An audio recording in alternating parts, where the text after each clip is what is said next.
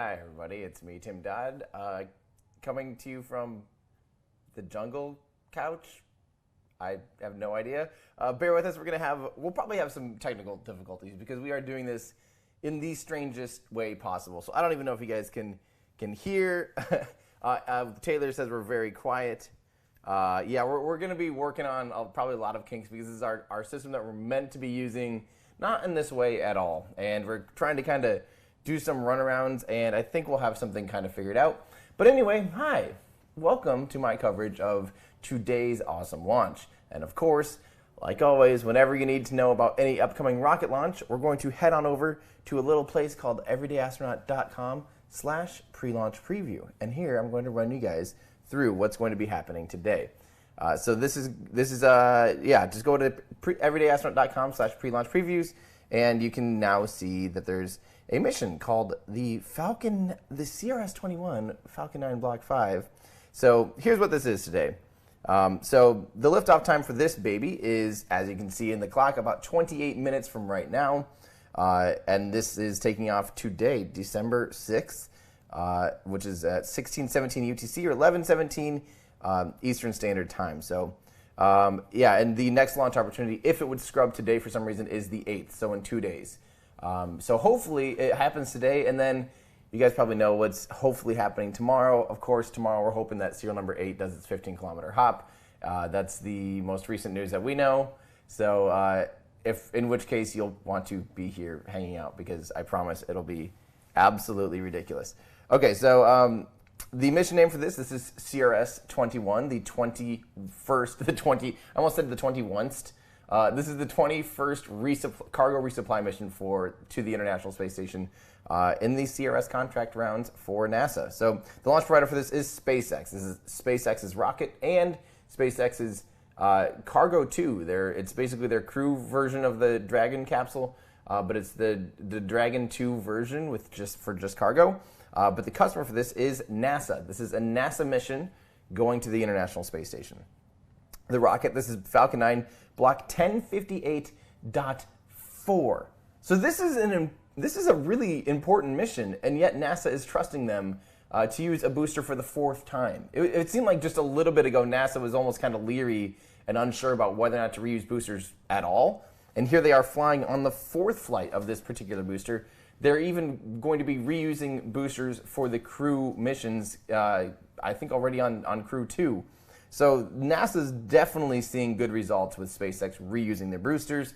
That is huge. That is obviously fantastic. That's what we want to see, of course. So this is taking off today from Launch Complex 39A, or LC-39A, at Kennedy Space Center, Florida. And of course, whenever you see LC-39A, it means it's Launch Complex. That does mean it's at Kennedy Space Center. If it has SLC, that does mean that it's at Cape Canaveral Air Force Station, which is right next door. They're the same thing, basically, but just fun little arbitrary facts. The payload mass is around 15 metric tons, so 15,000 kilograms, so about 33,000 pounds. The dry mass is about 12 tons. So the Dragon 2 is kind of a chunky boy. It's a little bit bigger. But yeah, where is the spacecraft going? The Dragon C208, that's the serial number, will rendezvous with the International Space Station.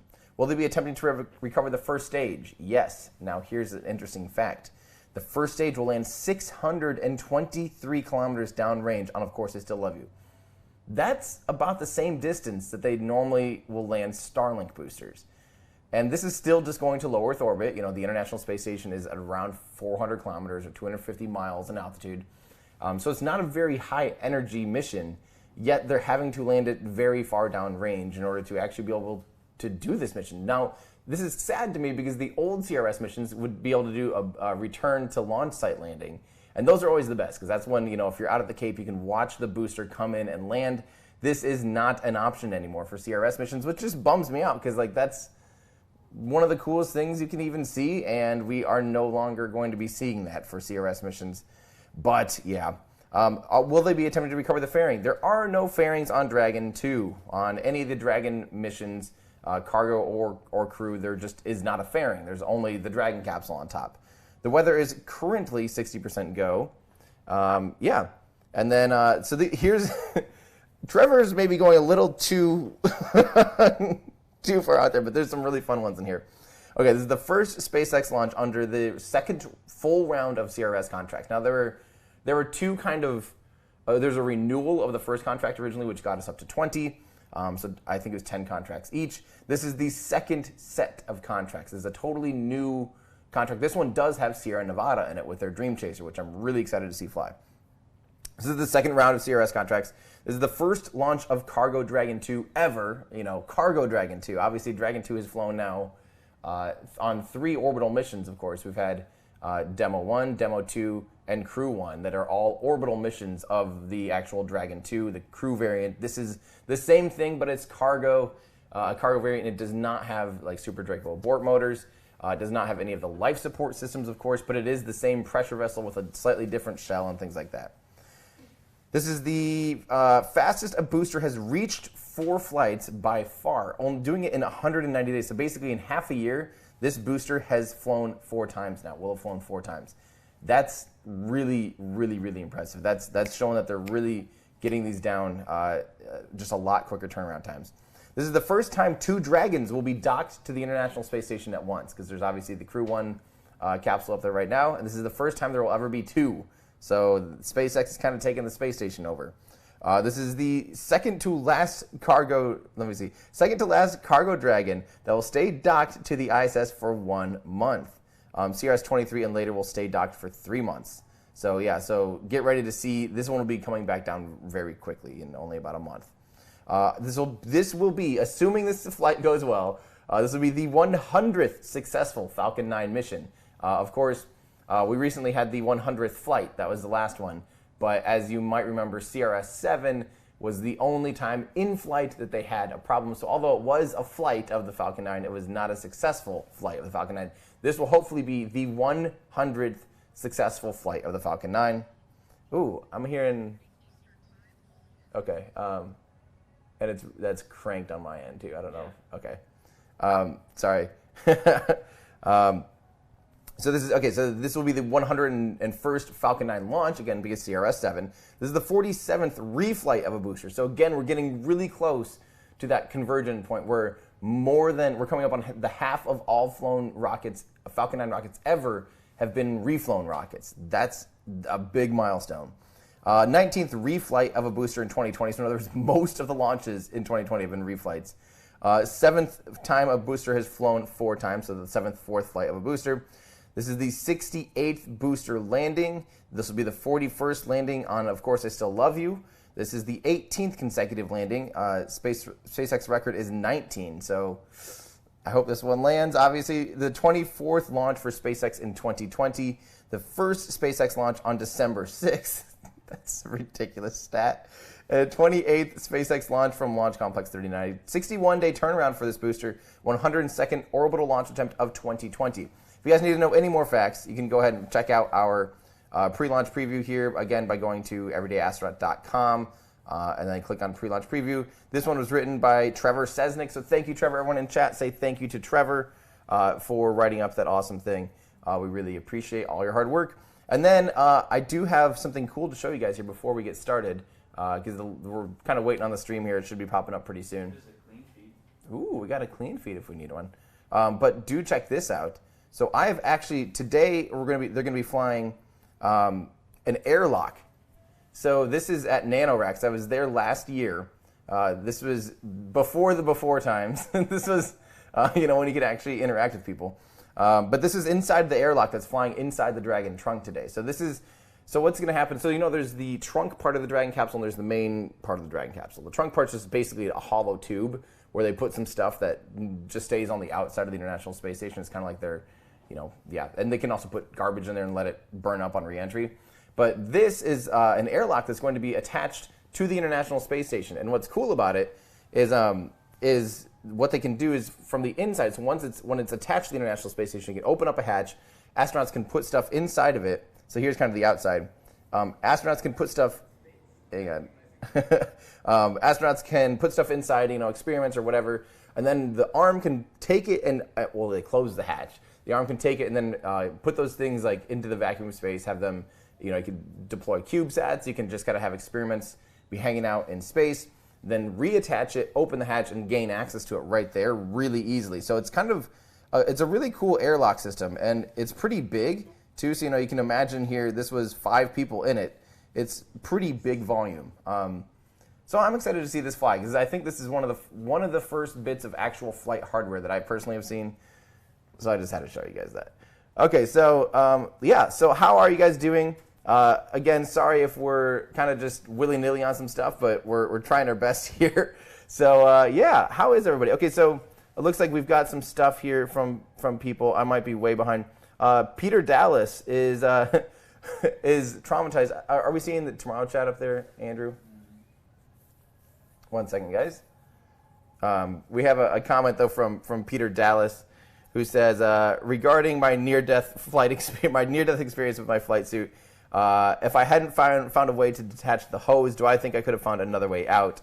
I have lost sleep thinking about your story. Stay alive, Tim. I wouldn't worry too much, honestly. I mean, there was the locking mechanism. I would have figured that out, I think, eventually. It was just like for those of you that don't know, I own an old high-altitude Russian flight suit, and I got stuck in it once. The very first time I ever put it on, I locked it down, and yeah, it didn't go too well because I couldn't breathe. But there was other ways out. Rough Riders wants us to use the SpaceX stream instead of NASA, better quality. Well, we don't know. It's not up yet. It's not actually up yet, so yeah. We would love to, and we will as soon as we can. Yeah, don't lose sleep about that, but thank you very much, Peter. Musical Wolves, let's see if this goes up. It's still not up. Give us a second. We're like I said, we're having to play the tweaky game. Wow, look at all the venting this morning. That's awesome. But Musical Wolf says, is there anything to secure the payloads from floating around once in microgravity since this is an uncrewed flight? Yeah, all the payloads and everything are like quite literally strapped down. Yeah, I mean, everything has to be secured. And do you remember in The Martian when they kind of threw a bunch of stuff in a rocket and then like it started to oscillate and some of the stuff came unhinged or whatever or became unsecure, and then next thing you knew, it all broke apart or whatever. I mean, that's a reality. Is you have to have your payload and all the mass of the payload secure in one place so that during all of a sudden at MECO you don't have stuff flying to the nose and then getting all disorganized and all of a sudden your center of mass is all screwy. It is definitely all secured very, very well. So yeah, let's see if we think let's see if it works now. Boom, boom, boom. Oh, my tomorrow chat's not working. Come on. Now it's on my end. Andrew, I don't know if you can pull up. You probably don't have tomorrow chat up. But I'm trying to get Plastic Pinocchio up on screen. Plastic Pinocchio says, currently stuck in a snowstorm in the mountains, but as long as I have a fire, hot chocolate, and the everyday astronaut streaming a SpaceX launch, everything is fine. Thanks for your work, Tim. Well, you're quite welcome. Thank you, Plastic Pinocchio, for saying hi. Hope you guys are doing well. I hope everyone has their patience on, the patient pants on, because yes, those of you that know, obviously the reason I'm not in studio is I've been now in a hotel for over a week, hoping to see serial number 8 fly. So it is looking promising for tomorrow. We do have all of our gear just up and ready to absolutely rock and roll, and it is awesome, honestly. Oh, sweet. Okay, we do have a SpaceX stream coming up here. So we will be listening into the SpaceX live stream here in just a second. But so far, everything is looking good on their end. But yeah, I'm beyond excited for serial number 8. We have some awesome shots for you guys that we're going to be able to provide and some really good tracking. And yeah, let's see. Hopefully, Andrew's able to pull up the live stream here in just a second. Give us a second here. Meanwhile, I'm going to drink out of my... Hey, you guys always wanted new... you always want new drinkware. We have drinkware finally. If you guys didn't go to shop.everydayastronaut.com and check out our brand new store, we did finally get new drinkware. This is the Future Martians mug. Big, big, big fan. Did we get the stream up? Sweet. Okay. Do we have audio on it? Here comes audio. My name is Andy Tran, and I'm a production supervisor here at SpaceX. Can you guys hear that okay? It's great to be here with you to cover our 21st commercial resupply mission to the International Space Station for NASA. On screen and on top of Falcon 9 is an upgraded version of our Dragon vehicle. We've seen this new vehicle fly people twice now. The first was on our Demonstration 2 mission earlier this year with NASA astronauts Bob Behnken and Doug Hurley, and most recently on the Crew 1 mission with the four NASA astronauts who are currently still living and working on the space station. For today's mission, instead of people, we'll be transporting cargo, and this will be the first flight of cargo in our upgraded Dragon. It's worth highlighting that all CRS flights going forward will fly from Pad 39A, and late cargo load will be done through the crew access arm. To this day, Dragon remains the only spacecraft currently flying that's capable of transporting significant amounts of cargo to and from the Earth. Once Dragon reaches its destination, it will be the first time that we have 2 Dragons docked at the orbiting laboratory at the same time. Between Crew Dragon and the cargo resupply missions, at this time we are anticipating that there will be a Dragon spacecraft attached to the International Space Station at all times throughout 2021. And one final milestone to highlight today. If all goes according to plan, today's launch will mark the 100th successful mission for Falcon 9. So a lot of excitement ahead in the next hour. We are targeting an instantaneous launch window, currently at T-minus 13 minutes and counting, with all systems currently go at both our Kennedy Space Center and SpaceX Mission Control in Hawthorne, California. So with that, let's take a closer look at today's Falcon 9 and Dragon spacecraft. Yeah, let's do it.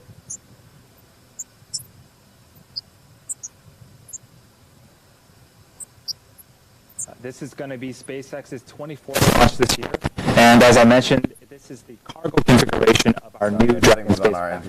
Give us a second This version of Dragon is designed for up to 5 flights, while the previous version of Dragon can only support 3. Dragon was also designed from the beginning to be reused, so we are hoping to refly this vehicle again in the future. To date, 9 of our CRS missions have launched flight-proven Dragons. Do you want me to try Today and pull we'll it be up on my delivering laptop and I can go out approximately and see 6,400 pounds of cargo to the space station, including critical materials to support dozens of science and research investigations that will occur on board the orbiting laboratory. We'll go into a little bit more detail on some of that research later on in today's webcast. This version of Dragon has 20% more volume and double the powered lockers. And in order to fly more cargo, we've made a few modifications to the spacecraft from the vehicle used on our Demo 2 and Crew 1 missions. Since there are no people on board, we've removed the Super Draco engines, which not only power Crew Dragon, but will also carry astronauts away from Falcon 9 to safety in the unlikely event of an emergency on the pad or during ascent. We've also removed 2 trunk fins used only for abort scenarios, and in the pressurized section, the seats and crew displays have been swapped for cargo racks.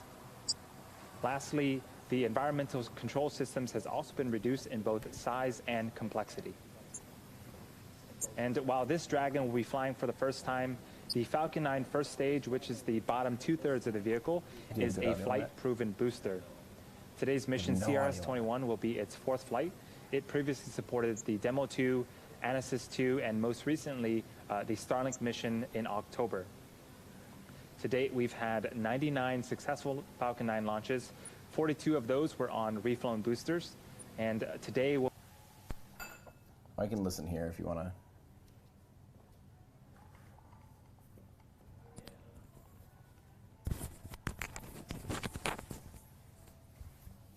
Our 68th booster landing and the 35th successful landing for our drone ship, Of Course I Still Love You. And finally, above the first stage is our second stage.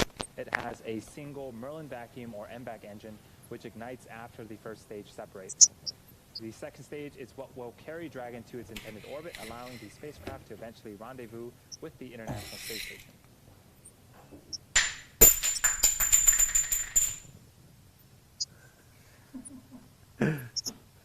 Let's see, can I get more? Ooh. T-minus 10 minutes and 20 seconds and counting. The SpaceX team is working no significant issues.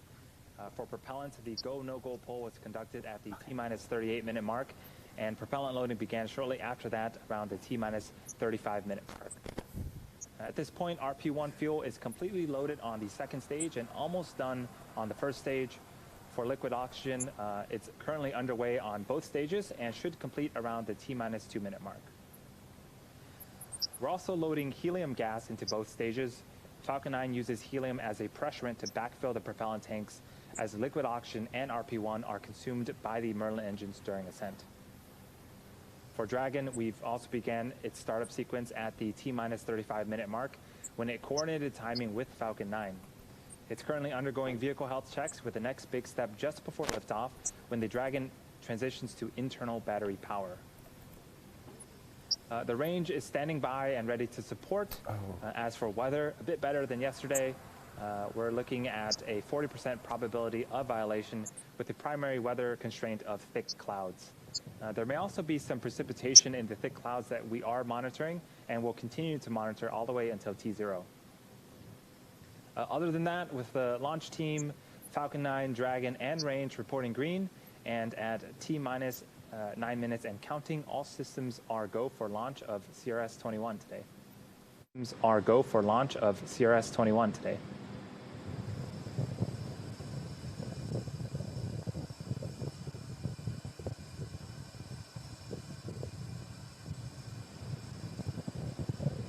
Since SpaceX began flying Dragon in 2012, our vehicles have delivered some really cool and vital scientific experiments to the orbiting laboratory, and today's mission is no different.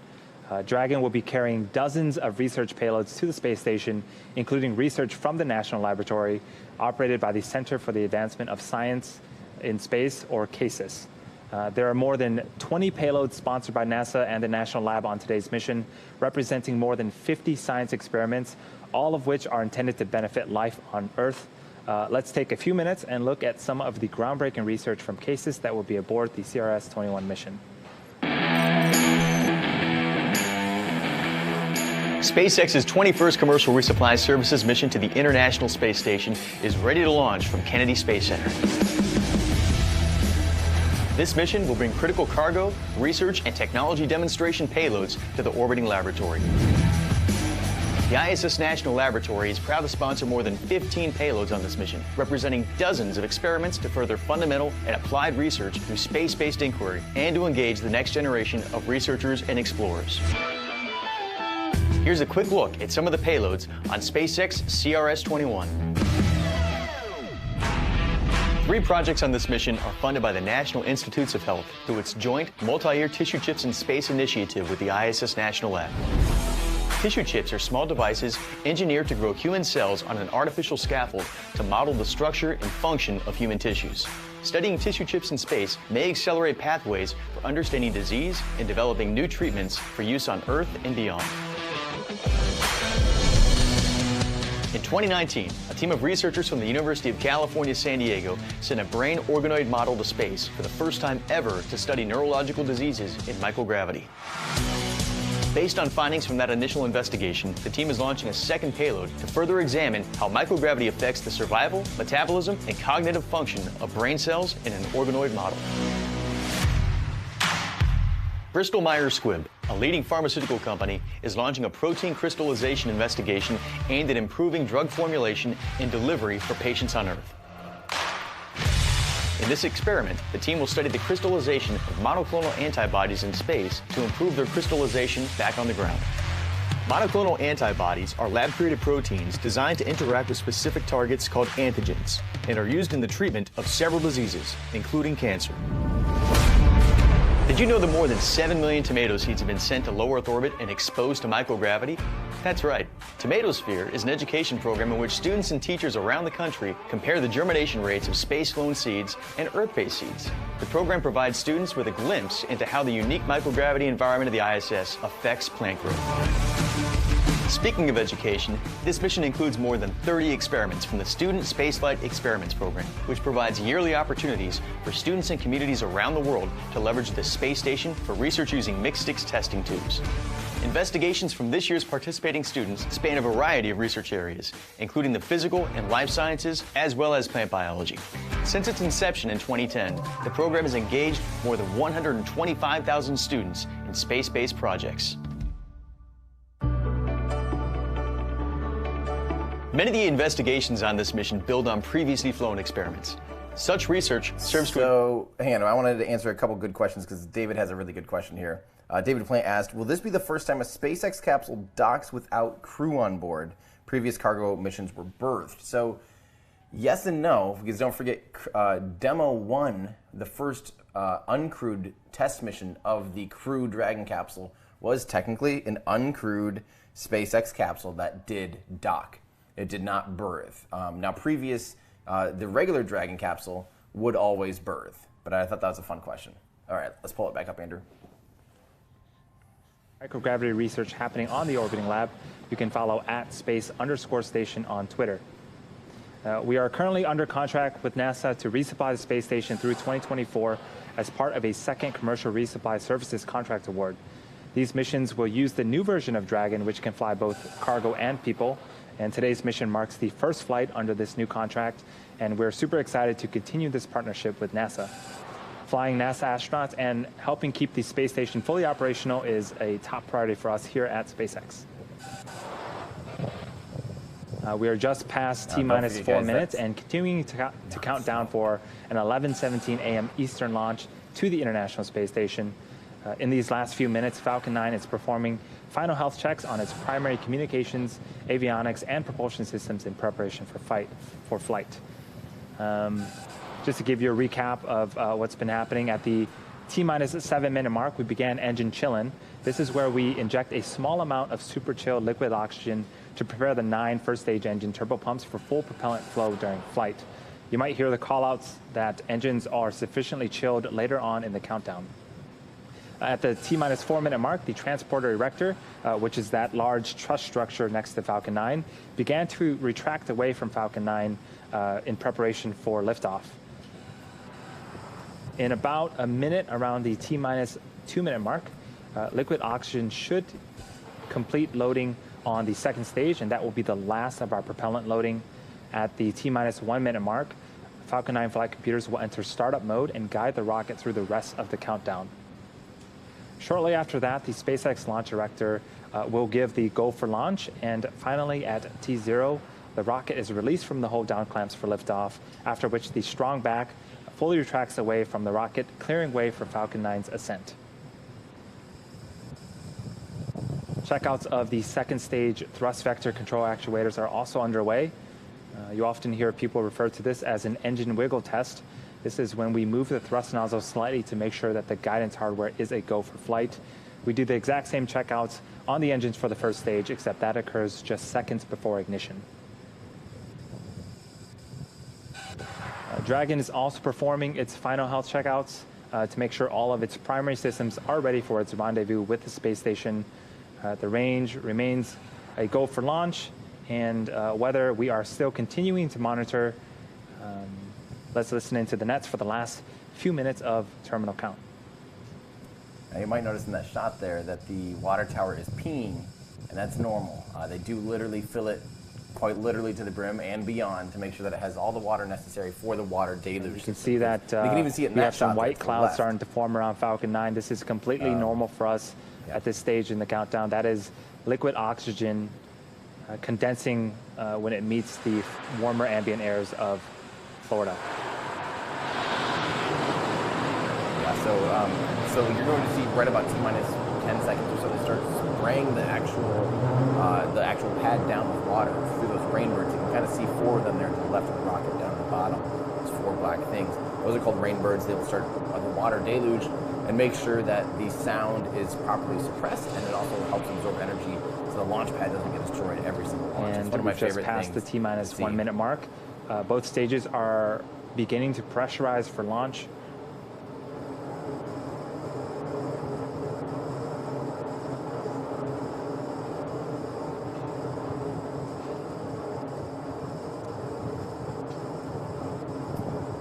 Oh, and we better do a really quick, super important thing that we almost forgot because it's been one of those days. Reaching the T-minus 30 this is a great shot second to be mark. able to tell. All systems are go for launch. And this is mission CRS-21, the last mission of Dragon for this year. Is down, my friends. You guys thought I was gonna forget. Let's see if it actually happens today. Here we go, guys.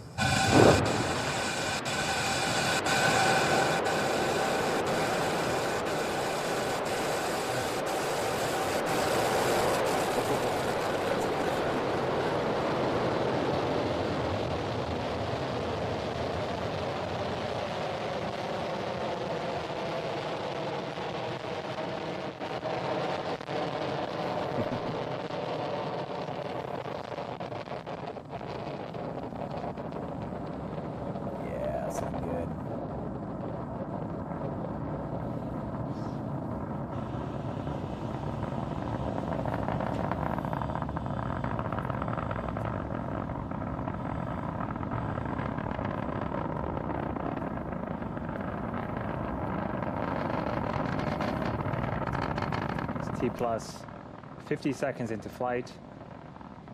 Falcon 9 is carrying our upgraded Dragon vehicle to low Earth orbit. In a few seconds, we'll be passing max Q, which is the moment where the vehicle will experience the highest amount of aerodynamic pressures. Discord's asking, where's Trench Cam? Trench Cam would be awesome. So far, that's something that only China has offered. Wonderful, wonderful Trench Cam. And we've just passed max Q. Coming up are 3 events in rapid succession. The first event is MECO, or main engine cutoff. This is where all 9 of the Merlin engines on the Falcon 9 first stage will shut down in preparation for the second event, which is stage separation. This is where the first and second stage will separate from one another. And a few seconds after that, we'll have a second engine start 1, where the Merlin vacuum engine on the second stage will ignite to boost Dragon to low Earth orbit. Again, that is main engine cutoff, stage separation, followed by second engine start on the second stage. Main engine cutoff should happen around the T plus 2 minute and 31 second mark. And for those of you wondering, yeah, there was no countdown. At least I didn't hear one, and it sounds like there wasn't one on the countdown net either. It was an oddly quiet. Here we go, coming up on stage step, which is happening a little earlier today. Well, there it looked like it was the standard, like 2:38-ish. And the document is showing 2:30. Declan's stuff might be way off. And you just saw on screen successful main engine cutoff, stage separation, and ignition of our second stage. So on screen right now, you have 2 different views. On the right-hand side is a view of our second stage Merlin vacuum engine. On top of that second stage is our Dragon vehicle. And on the left-hand side is a view from the top of our first stage looking downward. The first stage will continue its descent back towards Earth and attempt landing on our drone ship, Of Course I Still Love You, in a few minutes, while the second stage continues to take our Dragon vehicle to low Earth orbit. And yeah, guys, sorry that my camera is kind of blocking a good amount of the first stage, but this is all set up for seal number 8, and we don't really have an easy way to be able to move it around, so I do apologize. This year. And we're flying a cargo configuration of our new Dragon spacecraft. We do kind of have some telemetry, but it might be extra wonky because we can't move that either. But here, we'll show you where we're at, and also there's a little more guest. Oh, now looking on the left-hand side of your screen, the first stage, in order to make its way back to our drone ship, the first stage executes a series of 2 burns. The first burn is the entry burn, where 3 of the Merlin engines will reignite. This helps to slow the stage down as it re-enters the upper parts of the Earth's atmosphere. The second and final burn is the landing burn. This is a single engine burn that brings the vehicle speed down rapidly in order to land on our drone ship. The first of those 2 burns, the stage 1 entry burn, should happen around the T plus 6.5 minute mark.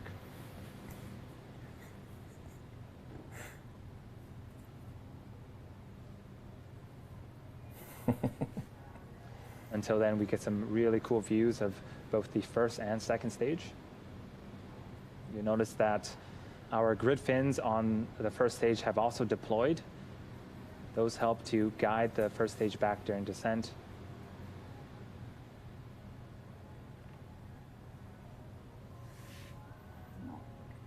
You can also see some periodic plumes of gas, that's nitrogen, coming from our attitude control systems. And those help to orient the first stage as it continues to fall back towards Earth. And there it goes.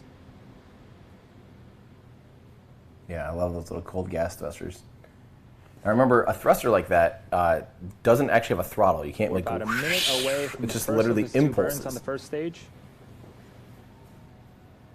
And just checking in with the second stage. Everything seems to be looking nominal. That's good. So yeah, so little thrusters like that, you'll see them doing just little puffs. And that's kind of how you throttle. You do your inputs by just going That engine that you see on the right-hand side can produce over 220,000 pounds of thrust in a vacuum. That single engine is what is carrying Dragon to low Earth orbit right now.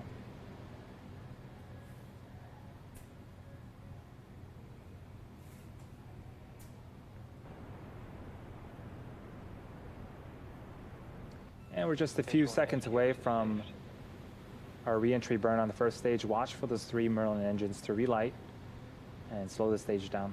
Look how beautiful it is. Man, I hope Boca's this clear, crystal clear tomorrow. Stage 1, entry burn startup. Look at that. That is a beautiful shot. And there's our entry burn. Again, that's 3 engines slowing the first stage down before it hits that dense part of the Earth's atmosphere. Trajectory nominal.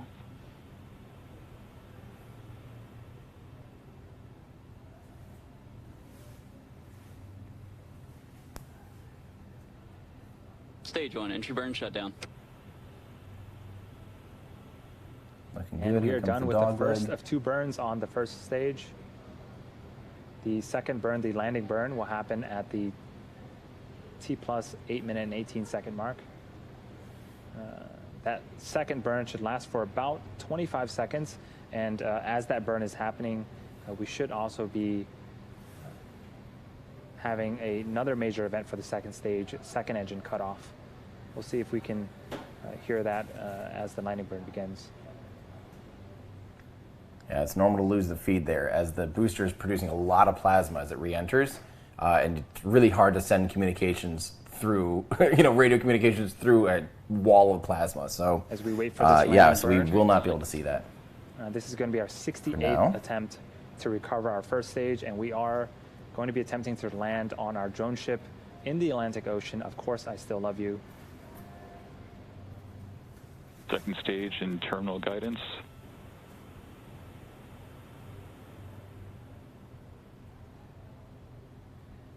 So second stage, FTS, the flight termination. Stage system will 1, be landing saved in burn a second. startup. Yeah, baby. And we got audio confirmation See it. Yes, is saved.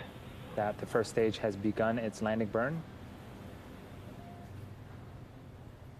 Everything's looking great on the second stage right now. Stage 1, landing leg deploy. Yeah, baby. There's a view from our drone ship. Here comes Falcon 9. Come on. There we go. It's there. Stage 1. And Nice. Falcon 9 has landed once again. That is the 68th successful first stage recovery. This mission also marks the 100th successful flight of Falcon 9. It's also the 35th time we've landed successfully on our drone ship. Of course, I still love you. During that landing, we did get confirmation of second stage, second engine cutoff. Also, confirmation of a good orbit. And second stage now has one last major task, commanding separation of Dragon just a few minutes from now. And we should have a video of Dragon separation from the top of the second stage. It should give us a nice view into Dragon's unpressurized cargo trunk area.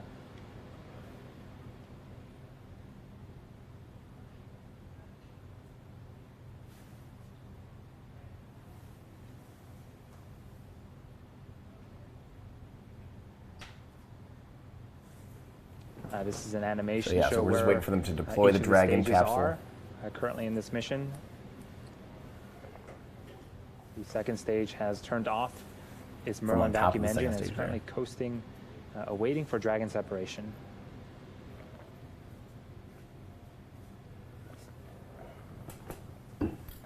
There's a view of Pretty much the 27,000 unpressurized section of kilometers. Dragon. Now, for a typical CRS mission, after Dragon deploys, we would be waiting for solar array deployment, but as a reminder, this is our new Dragon vehicle, and it has solar panels mounted along the surface of the trunk. You might be able to see it once Dragon separates, but those solar panels are already activated and producing power.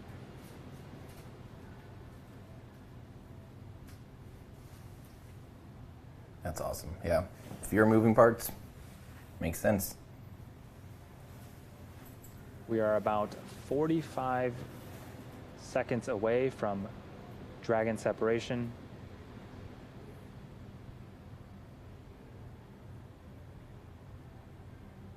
Again, we are in a coast phase. Even though the engines are not on, we are still coasting at pretty fast pace, 27,000 kilometers per hour. About 17,500 miles an hour for those of you metrically impaired.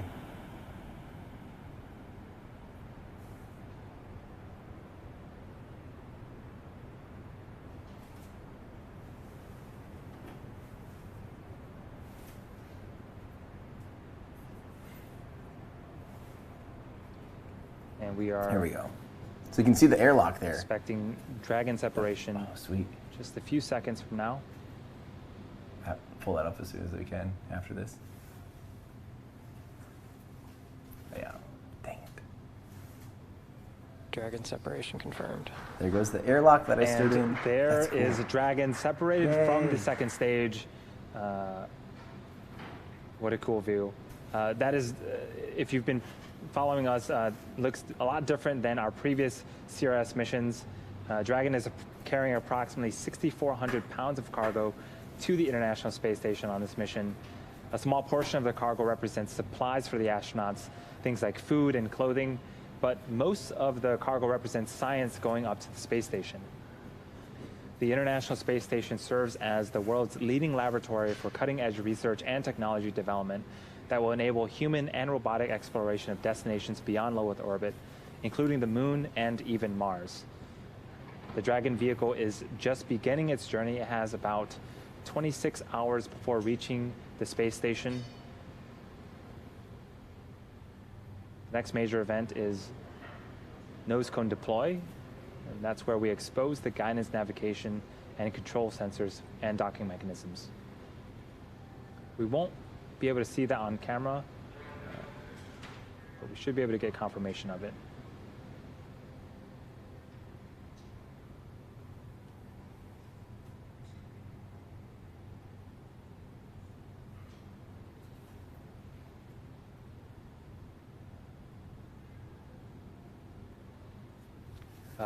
And we do have confirmation of nose cone deploy, and Dragon is now, there it is, Dragon is now on its way to the space station. Again, over the next 26 hours, Dragon will perform a series of orbital height adjustment maneuvers with its Draco engines until it's within a few kilometers of the International Space Station and begins its autonomous docking process. Dragon is set to dock at 1:30 p.m. Eastern tomorrow and remain at the space station for more than 30 days before returning to Earth with research and return cargo. And there you have it, our fifth and final Dragon flight of 2020. With that, that's going to do it for us here at SpaceX today. We had an on-time liftoff from Kennedy Space Center, successful stage separation. We landed our first stage for the 68th time, and successfully deployed our upgraded Dragon vehicle into orbit. Today's mission also marked the 100th successful flight for Falcon 9. Dragon's arrival and docking to the space station will be streamed live starting tomorrow at 11:30 a.m. Eastern on NASA TV. Dragon will spend, again, about 5 weeks attached to the space station before returning to Earth with cargo and research. Keep an eye out for mission updates on NASA and SpaceX's social media accounts. We want to give a big thanks to the Range and Federal Aviation Administration for their support today. And of course, finally, thank you to everyone that has joined and tuned in for today's launch. Until next time, have a great rest of your weekend. Sweet. Again, always making it look easy peasy, honestly. Andrew, go ahead and go full screen me real quick, and I'll pull up. We've got a lot of fun questions to answer. But before we do, I wanted to show you guys real quick. Don't forget, before it's too late, go ahead on over to shop.everydayastronaut.com. We've got a lot of new stuff, a brand new website that I'm super stoked on. But yeah, go around shop.everydayastronaut.com if you guys want to help me be able to afford to stick around here and make sure I can catch seal number 8. That's a fun and easy way to do that. And of course, we do have new moon lamps that came in stock. These are twice as big as the old ones. We also did a reprint of the gold Aerospike shirt, which I'm super stoked on because that's still one of my all-time favorite shirts. And then tons of new sticker packs, including the Fairing Recovery Pack, which I think is super cool.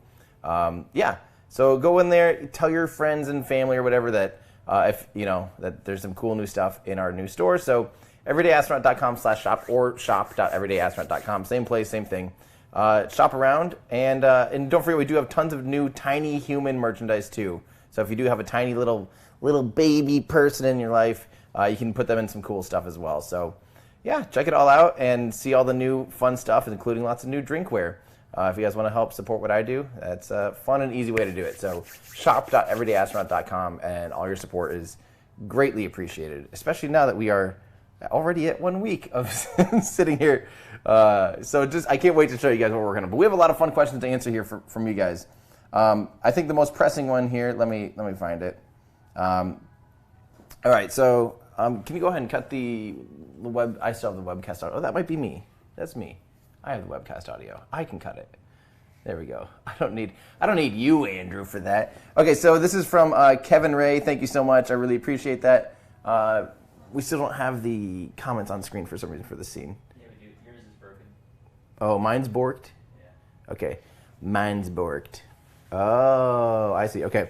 Thank you very much, Kevin Ray. I really appreciate that. This is just going to be hang out on the weird jungle couch with Tim. We're just all going to hang out here. Okay, so Kevin Ray, thank you very much. From Dakota Burton, 1218 says, is the Starship 12.5 kilometer hop test tomorrow? As best we know, yes. Yes, it is. It's looking good for that. This is about as close. We've never really gotten within 24 hours, but we think we are within 24 hours, which is an awesome sign.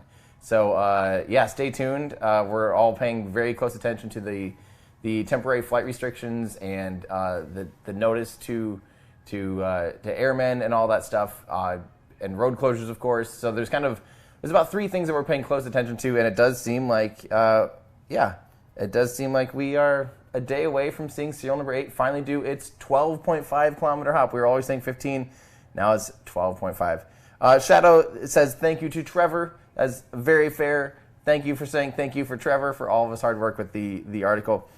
John L. Sodor says, hey, love your videos, Falcon 9 redundancy.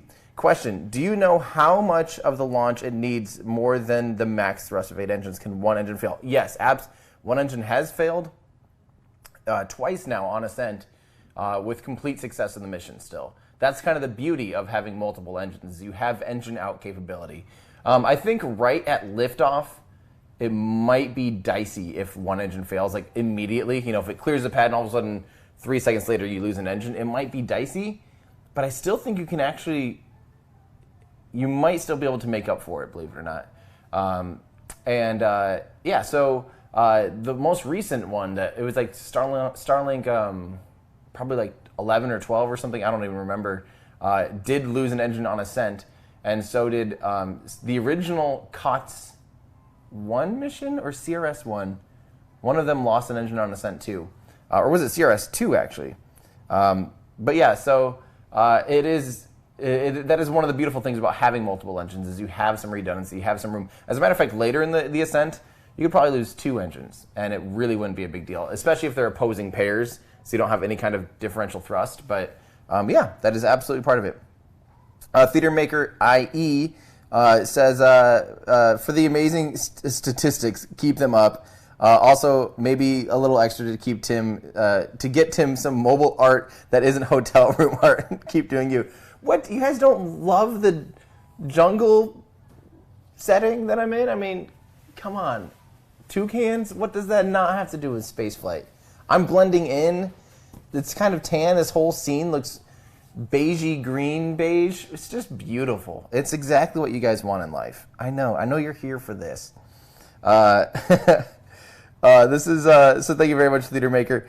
Musical Wolves, is there anything to secure the payloads from floating around in microgravity since this is an uncrewed flight? Yes, sorry, I think we did answer that earlier. Yeah, everything's all strapped in. Someone even pointed out too that that it looked like it wasn't very efficient use of the cargo. I think in Discord someone said didn't look like it was very efficient use of the trunk space. But really, I mean, I've never seen the trunk very full. The trunk is unpressurized cargo, and it really shows you the perspective of how freaking huge that trunk space is when 5 of us were standing inside that airlock, and that airlock only took up like half of the inside of the trunk. The Falcon 9, even though it's 3.7 meters wide, 12 feet wide, that's big. That's actually a quite large amount of volume. And it kind of puts it into perspective that, you know, now I have been inside something, and then that thing is inside of a bigger thing, and all of that is still teeny tiny compared to Starship. I mean, it's just absolutely crazy. Absolutely crazy. Flo, apparently someone in chat said, wait, Tim's in the shot? Where is he? I mean, yeah, at this point, it might as well just be in the jungle. I mean, we might as well just bring jungle into the room, and yeah. Okay, so Erasmus Device, thank you so much for your chat. I really appreciate that. Also from Shadow, thanks, Trevor. Also, thanks, Tim, for the great contact. Been watching since the first Falcon Heavy launch. So you've been here since February 2018. We're coming up on 3 years since Falcon Heavy launched. That is that's quite a milestone. So thank you very, very much. Alyssa Pipe, thank you so much for your donation. I really appreciate that. It's very nice of you. Thank you. Captain Space Chimp, sweet, definitely nicer weather than Boca right now. What's the payload for Cargo Dragon today? So yeah, there's a bunch of scientific missions, but the biggest, I think, mass-wise, was that airlock that they sent up. The airlock was pretty awesome. I'm gonna have to pull up Andrew. Make sure we don't go to this feed here because I am going to be pulling up the actual. I have to pull up chats from there because I can't actually see it. I'm having problems with our thing. Okay, so and of course now this borks. Let's see here. I might be missing some, so I do apologize if that's the case. I'm having problems. Okay, so where were we? Yeah, CB4U says, what a fascinating picture behind you. Guess your tastes are changing. Yes, I definitely really, really love the jungle look, and jungle look's going to go with me everywhere now. Space is over. I'm into toucans. Toucans are super cool, obviously. So, yeah. Let's see here. And by the way, Captain Space Chimp, pretty sure we ran into each other, right? I think, right? We did.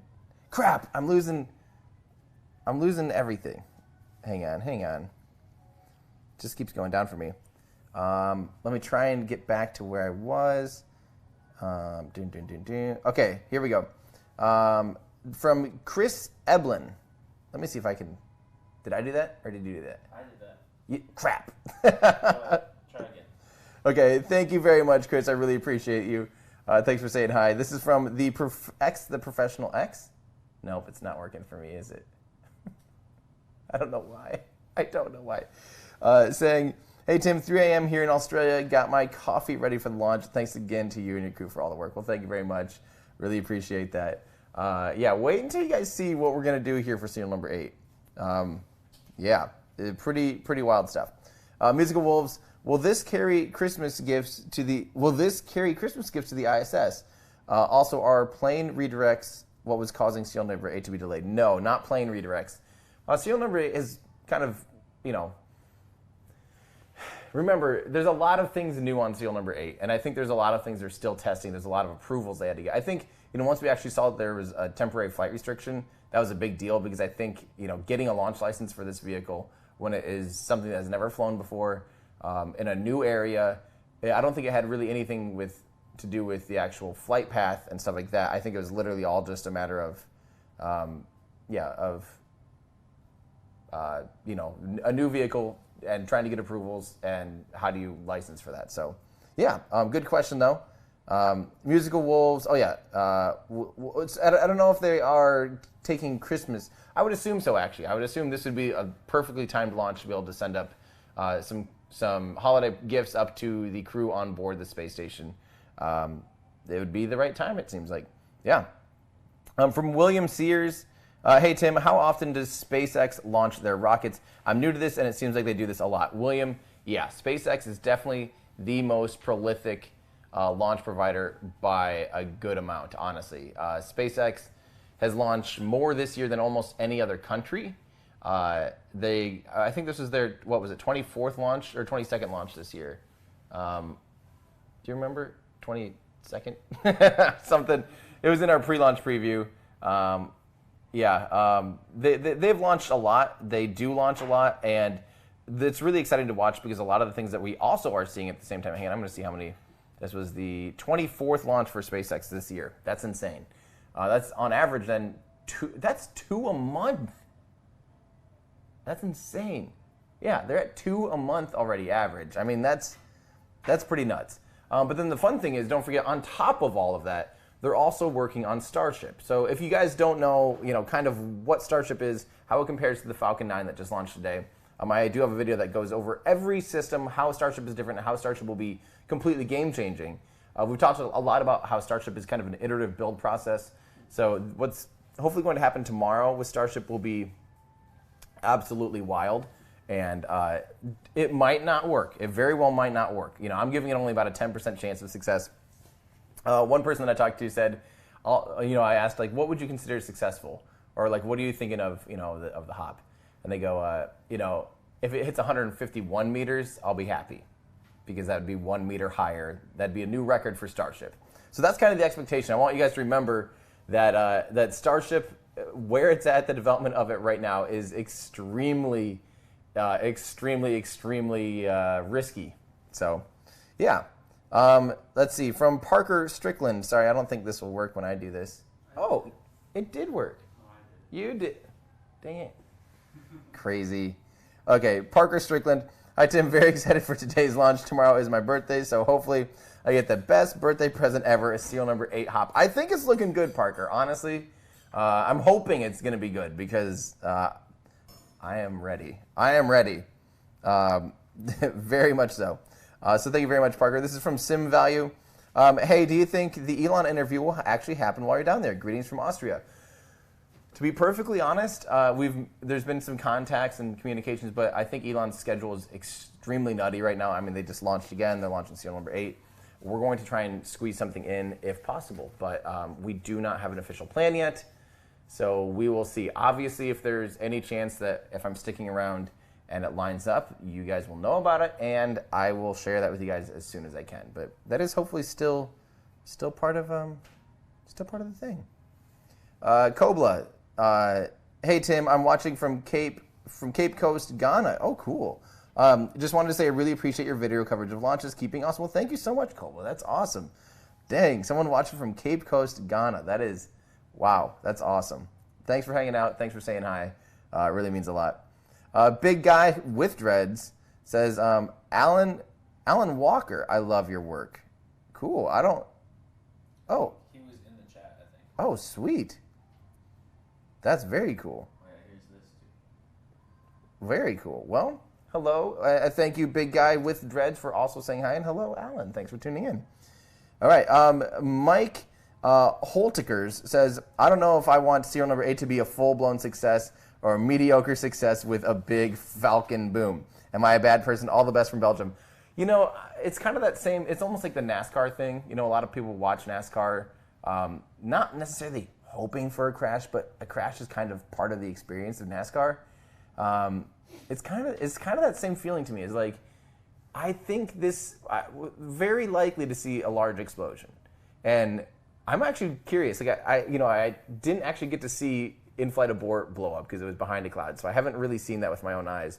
I've never really seen an explosion. I'm actually nervous about psychologically watching a massive building basically fall from the sky on its belly, and if it just smacks into the ground. Like, will that actually be almost scarring, Will it be scary? I mean, I know it sounds dumb. I know it sounds like, duh, Tim, you're just going to watch it, you're safe and all that. But, like, have you ever just thought that you're going to watch basically a 15-story tall building that's, 9 meters wide, 30 feet wide, fall from the freaking sky and potentially crater into the ground? I mean, it might be actually scary to watch. Exciting, but also just a little bit scary. I don't know. I'm prepared for everything, I think. From Leah Grant says, howdy, and thank you very much, Leah. I appreciate your tip. DJ Legion says, when will we see a SpaceX space station? I think it's more like SpaceX would be the launch provider, kind of like, although, they obviously surprised us by building their own satellites for Starlink. But I feel like they're more about this, they're a launch provider. They aren't necessarily, obviously they build spacecraft, but I could see that they would want someone else to take that risk, like Axiom, Bigelow, some of the people that have talked about making private space stations. Let them do that, and then they can hire SpaceX to launch it. So I don't know if it's necessarily, these days, send one Starship up, and it's a space station. I mean, 1,000 cubic meters of habitable volume, of pressurized volume, that's as much volume as the International Space Station, basically, in one launch. So, I mean, launch a Starship, and they will have launched a space station. So, yeah. It's an empty Starship right now, they're hoping to get to 100 tons. But an empty one right now is, we're guessing, around 120 tons. We don't really have those numbers, but yeah, good question though, DJ Legion. Steve R, did they cut the countdown out of the budget? No, I think it might have been something. Sometimes these NASA missions that are half NASA, half SpaceX, they do get a little bit confusing. Yeah, I don't know. I think sometimes, they lose something, will get mixed managed or something because NASA's streaming it, but so is SpaceX. And I think they just happen to forget to put the countdown into the actual audio. So thank you, Steve. Paul says it's a pair character. Thank you very much, Paul. I appreciate that. Brad, keep up the great work. Thank you so much, Brad. There's a lot more to come. I'm excited to show you guys some exciting stuff here. Musical Wolves, can you move the cam to the lower right? Unfortunately, no. Like I said, this whole setup was kind of temporary. We had everything's kind of hard-coded and built into a switcher board here. It's not just OBS. So it's really hard to make any kind of moves or adjustments. And we weren't really planning to do any other launch coverages while down here. I was just going to be focusing on Starship. But now that we've been waiting for a week and we have everything all set up, we kind of made it work now as is for Starship. Although, of course, as you guys know, it wasn't perfect and it was not really meant to be set up for a CRS mission, but we did our best to make it work. So thanks for your guys' patience.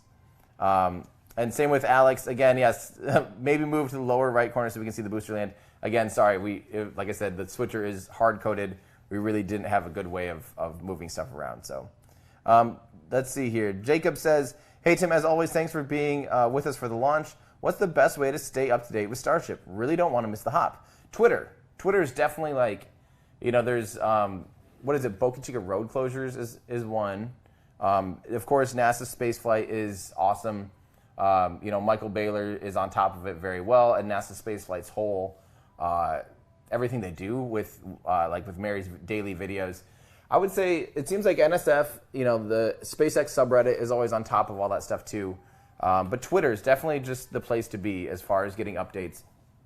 As soon as we for sure think things are going to go, I mean, I'll be tweeting about it a lot too. So make sure you're following me and everything.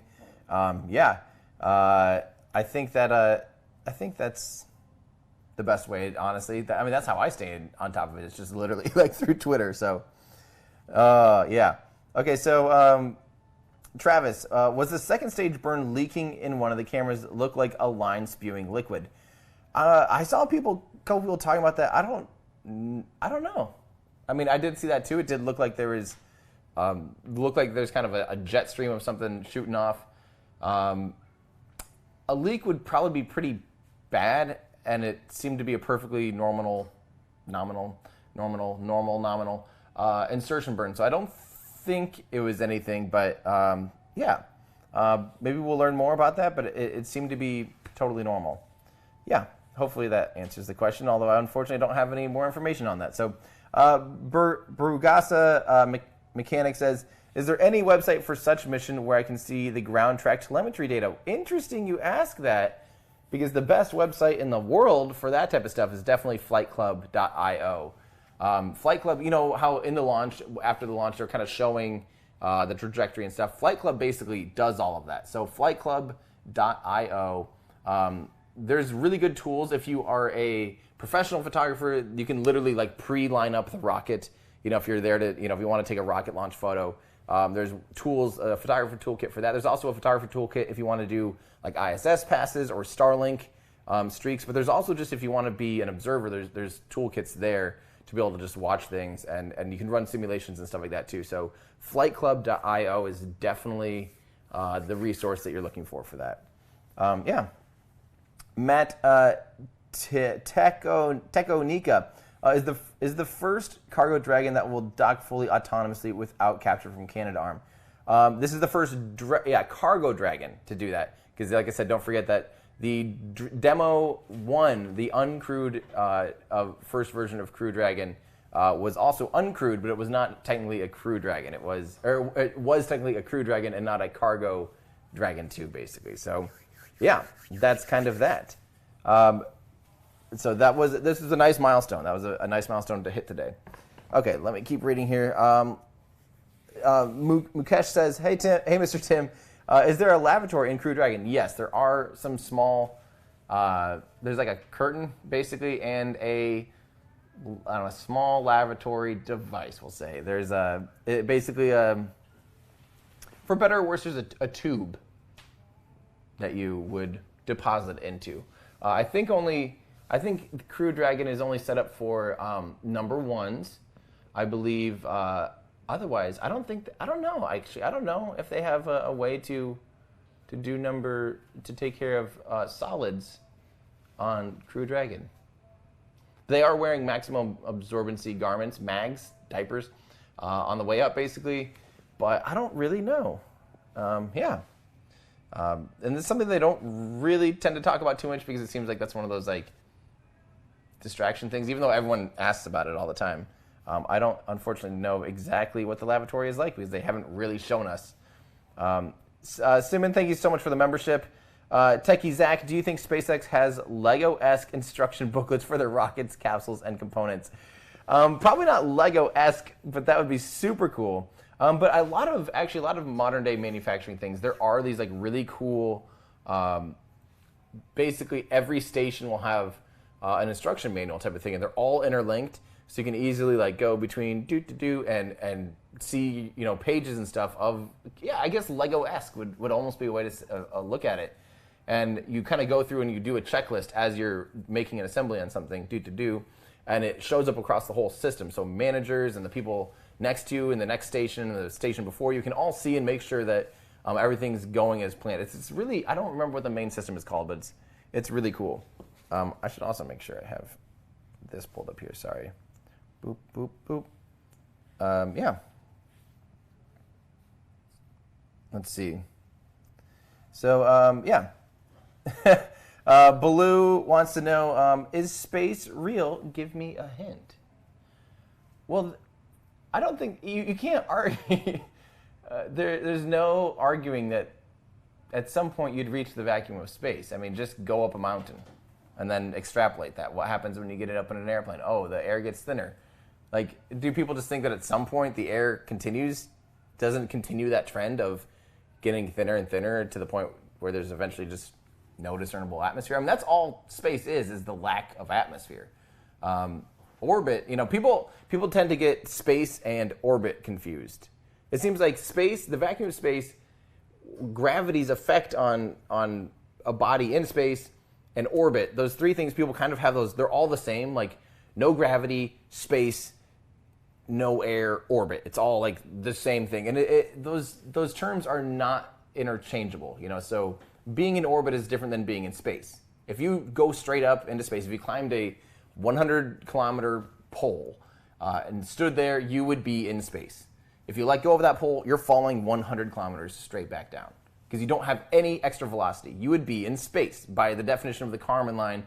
I mean, you're basically in space at half of that. The amount of atmosphere is virtually zero already at 50 kilometers. But, of course, those trace amounts of atmosphere when you're going 10 times faster than a bullet is still a reasonable amount of air. So you have to be, the higher you get, the more and more trace amounts of atmosphere there is. Even at the International Space Station, which is 400 kilometers, 250 miles, there's still tiny bits of air there. And so the International Space Station has this teeny tiny bit of drag, especially with those huge solar panels and the huge heat radiators. There's actually a tiny bit of drag. And so it will slowly, over months and months and months, lower its orbit ever so slightly. So they do have to boost it often. Now, when you get to 1,000, 2,000, 5,000 kilometers up, things basically stay in space for lifetimes, especially out geostationary orbit and stuff. Those things aren't ever coming down due to drag. They're just way too far out there and too far away. So is space real? There's no way, like there is not even, I don't even know how to answer that because it's just a vacuum. Space is just the absence of an atmosphere. But staying in space requires velocity. So if you go up to that 100 kilometers and you let go, you're coming right back down. If you go up to 100 kilometers, then shot yourself out of a cannon, you'd go a little bit, but then you'd still fall eventually. Shoot yourself out of a cannon and do that again. So eventually you're falling, and you're just continually falling around, and you make it so you're falling all the way around. That's you getting into orbit. And there's just no denying that that's how things work, because we have hundreds and hundreds of people and thousands of satellites that are providing us services every single day. So, yeah. From E... Where did that go? Sorry. Let's see here.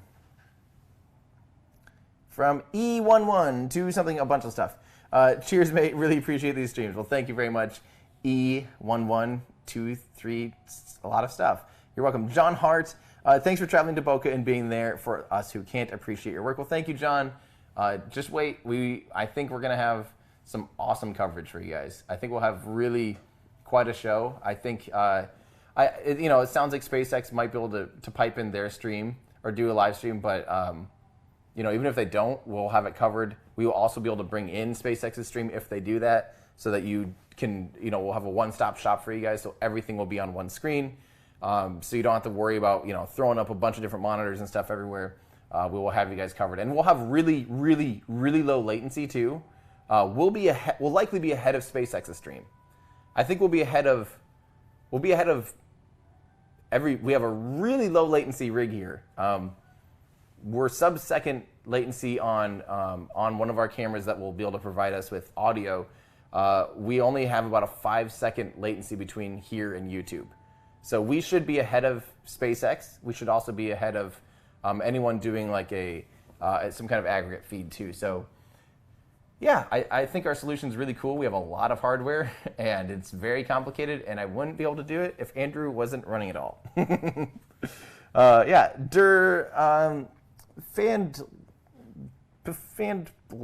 Here. Well, thank you for enjoying the stream, Dur. I really appreciate that. From S Padre, what are you doing on, you silly geeses? Tim, is it cool if I track Starship from my surfboard, hook up one of those dishes on my board? Will that work? That'll work, right? Yes, we will. I think you should definitely probably. I mean, someday you're going to need a picture of Starship launching in the background and you surfing. I mean, I feel like that's only necessary. That will be the craziest shot ever, especially if it's, a drone with a tight lens, like a 100 mil equiv or something really, tighter, maybe even tighter than that, 200 mil. So it's like from the vantage point of the waves, you surfing, Starship in the background. Oh, well, get a helicopter? Yeah. We'll get a helicopter for that one. That will be awesome. And thank you so much for all your help, Rachel and Gene. You guys all know Rachel and Gene. They've been helping a ton to get us all set up down here, obviously. And they'll be helping us on launch day too. So get ready. Pilot, thank you so much for becoming a member. Alan McDonald, do they re-enter the second stage or does it stay in orbit? So they do deorbit the second stage on low Earth orbit missions like that. They'll literally just turn it around, fire up the engines for a little bit, and no big deal. So they definitely deorbit this, and they basically deorbit it in the Indian Ocean. There's an exclusion zone where planes and ships and stuff can't be, so that when they deorbit, they don't bonk somebody on the head. From Komodo, I remember subbing the week of Falcon Heavy and binging all your videos. Thanks for always feeding my space interest. You are welcome. Thanks for sticking around, and thanks for saying hi. I really appreciate that. David Morrison, thank you so much for your support. Reese, watching with the family as usual. Keep up the good work. Have you had a chance to interview Elon yet? No, this round of Elon interviews has not happened yet. We'll see. It seems like Elon's a very busy guy. So we'll see if we can find time. I know that he wants to, and I think it's just a matter of how do things go out here, et cetera, et cetera. So there's a lot of variables, but we're hoping to, and it's still on the table. We just don't really have a time on it yet. So universal licenses, universal niceness, not universal licenses. I can't read it all. Thanks for your hard work. Get your Texas license. Wait, your Texas license? I don't have a Texas license though, but blast off. That's a pretty great one actually. That's funny. Maybe that's why I read license, because it also says niceness. Universal niceness license, blast off. I like that. Thank you very much, Universal niceness. From Kes EDK. It seemed the water sound suppression system was first fully on after liftoff. Shouldn't it be from the get-go? No, they do that. Once it clears the pad, then they blast it basically, because they don't really want to be spraying the rocket with water, so they do actually let it clear the pad. We've seen a lot of really good footage. Ryan Chlinsky, Cosmic Perspective. You guys all know Cosmic Perspective. Watch some of his slow-mo videos from 39A, and you can see very clearly at 1,000 frames per second. So what is that? 30 times slow-mo. You can actually watch the rocket will clear the pad, and then they really start to flow the water once the rocket has let go, because they don't really want to just be shooting that rocket with high pressure water. So yeah, good question. Steve Dunbar, you're welcome. My pleasure. Steve Sturenka, hey Tim, thanks to you and the squad for your coverage. Can't wait for the serial number 8 hop. Ordered some merch. Cheers from Juno Beach, Florida. Well, thank you so much, Steve. I really appreciate that. Yeah, it's been fun. We've got it literally took us 3 full days. By full days, I mean 12 plus days to really get our system actually set up. So maybe a streaming trailer does need to be in the works in the future, if we're doing this often, because setting up now we know the system pretty well and we can set it up pretty quickly, but it still did take a good amount of time, and I'm really glad that we've actually had some time to set it up. We knew that would be the case, though. We knew, when I left on Friday after Thanksgiving, I knew that it wasn't going to happen on Monday. That's just the way these things work. So thanks for the support. Really appreciate it. Judd Dredd, it's Christmas. Where's your glass of port and lemon? Make sure you buy a glass after this broadcast. I don't even know. Is that something? Do you have port wine with lemon? And is that something you do for Christmas? Port and lemon? I don't want that. Thank you very much, though, Judd Dredd. I appreciate that. I'll look into it. I don't know. Armin, how's it going, Armin?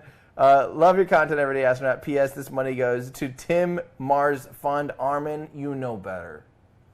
You know better, Armin. I'm gonna get you, Armin. Not going to Mars. Victoria, thanks for great work, Tim. Tim and team really helped me keeping up my spirit during the pandemic. Greetings from Austria. First off, thank you, Victoria. That's the sentiment I have as well. I honestly just feel like this is something we can all look forward to. This is something we can all cheer for. This is all something that is worth being excited about, right? I think, this year has been really hard for everyone. Still is really hard. It's kind of in the worst situation so far. It's really bad. It's really, really bad. And this is something that we can all come together and be excited about. Especially, spaceflight's awesome. But especially watching progress be made and exciting progress. I think that's why I'm so excited about Starship, is we're just literally watching Starship happen before our eyes and push the boundaries and just be, something to look forward to, something fun to actually wake up and be able to witness and watch and be excited about, right? How is that not awesome? Sinan says, hi, Tim. Is there a site that tracks CRS-21 in real time? Can you see the Dragon with the naked eye on a dark sky? So any object in space that's in orbit, most of the time you can only see those either in the right conditions, where it's right after the sun sets or right before the sun rises. You have to be able to see the reflection where it's dark where you are, but it's still high enough and still reflecting sunlight. That's the only time you can really see any object in orbit. So as far as seeing the Dragon capsule and or the International, at this point you just want to track the International Space Station. If you can see the ISS, the Dragon capsule will basically be catching up to it from our vantage point. And Flight Club, again, flightclub.io is a good resource to be able to do that. Or ISS tracking apps or software would help you figure that out too. So it's more about the sunlight and the visibility on that end. So don't go out there in the middle of the night, because when it's in the middle of the night, you're on the opposite. The spacecraft is also totally in the shadow of the Earth as well, so you won't be able to see it. Thomas, thank you so much for your tip. And C. Anderson, thanks for hanging in there down there. Was there a leak on the second stage engine today? Everyone's saying that. I don't know. It did look a little bit unusual. I'm not going to lie. I don't really recall seeing that on previous flights. But a leak would be like pretty major. So I don't know. If it was a leak, we'll probably hear about it, and we'll hopefully learn about it. So, yeah. Jason Shivak says Merlin vacuum nozzle is ablative cooled. It's not ablative cooled. The vacuum nozzle is the extension is radiatively cooled and film cooled from the gas generator. So ablatively cooled, you'll actually see pieces of it flaking out, like the RS-68 that's on the Delta IV Heavy. That actually has totally clear exhaust, but it looks bright orange because it's ablatively cooled. So it'll be taking carbon out with it. Literally, these chunks of carbon will chip away, and then afterburn in the exhaust. So the exhaust looks bright orange. That's the afterburning and the burning of that carbon that's being ablated. The Merlin vacuum nozzle, it's regeneratively cooled, which is where you run the fuel through the walls of the combustion chamber for the first bit, almost the same amount that a normal Merlin would have, or near that. And then they take the hot gas not hot, it's not as hot, but it's still hot. Hot gas from the gas generator that spins the turbine. Normally on the first stage, on the sea level Raptors, or sea level Merlins, that exhaust is simply dumped overboard. You literally see this big cloud of black smoke just being poured out, right? But that's actually relatively cool. It's a lot cooler than the exhaust and the actual main combustion exhaust. So instead, on the vacuum engine, because it has still that large extension that's massive, a huge nozzle that continues beyond what's, manageable to be able to do regenerative cool, they pipe that exhaust into a manifold, and then literally there will be this layer of slightly cooler exhaust that protects the niobium metal. It's a different metal that can handle really high temperatures before melting. It's also very thin and very weak. So between the film cooling and then being radiatively cooled, that nozzle extension prevents itself from melting. That's why it also glows bright red. Now with Raptor, the question is Raptor vacuum cooled, Raptor cooled with fuel for reusability? So just to be clear though, the Merlin vacuum engine would be able to be reused if it could survive re-entry and do all those things, because it's not ablatively cooled. The Raptor vacuum currently is entirely regeneratively cooled. The Raptor vacuum is not very big expansion ratio. It's only about 107-to-1 expansion ratio, which isn't massive. If I remember right, the Merlin vacuum is more like 150-to-1 expansion ratio. So there's a lot more nozzle that Merlin has right now.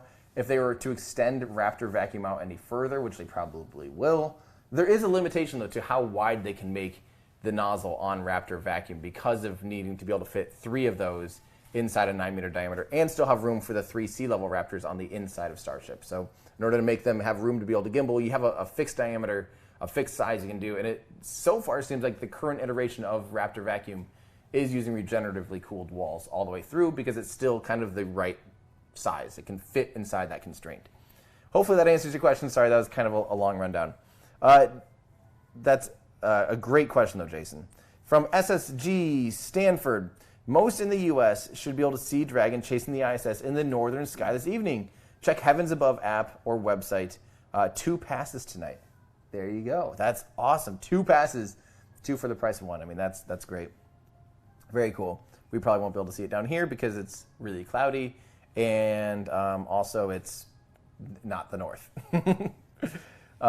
So Juan says hello from Asunción, Paraguay. Keep up the good work. Well, thank you so much. I really appreciate that. I really want to go travel and see Paraguay. Musical Wolves again on prototype rocket launches. Does SpaceX attach a high-speed camera to see where things went wrong if things go wrong? Not just with experimental things. Every single launch has maybe petabytes of data from high-speed cameras. There are high-speed cameras pointed at every inch of that rocket.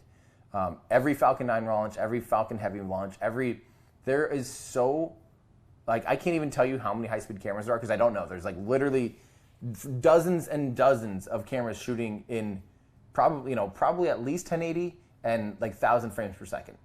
So every single rocket launch, they have good visual things to go along and really precise. The biggest deal isn't necessarily the high speed, but it's the precise timing, that they're all perfectly synced in timing so that if there is an issue, they can literally, sync it all up. And they've been doing this since Apollo. This is since the beginning of spaceflight, actually, having high-speed film that's properly timed is extremely important. And I say film loosely now since most things are obviously digital. But watch, there's a really cool 45-minute or 50-minute long video on YouTube. I think it's just called The Best of the Space Shuttle or something, Best Shots from the Space Shuttle. And you hear two NASA engineers just sitting there casually chatting about how they shoot all the high-speed footage on the space shuttle. It is unbelievable.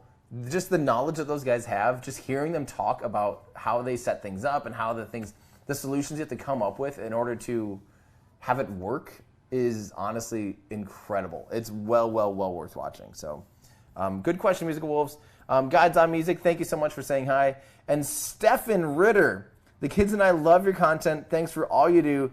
Fingers crossed for Steel number 8 hop tomorrow. Thank you so much, Stefan. That is extremely appreciated. That's really generous. Thank you so much for watching with your kids. That really means a lot. Hello to the Ritter family. Thank you guys so much for saying hi, for hanging out, watching along with us. Serial number 8 hop is going to be, I think, the craziest good thing. Even if it blows up, it'll still be the one of the best things I think to happen in 2020. Besides, I think sending crew up regularly now with SpaceX is obviously a huge thing that made me excited to live in 2020. But seeing Starship actually fly, not just do a little propulsive hop, I think will be one of the coolest things you could see. So thank you so much, Stefan. Everyone say thank you to Stefan. That just really means a lot to me.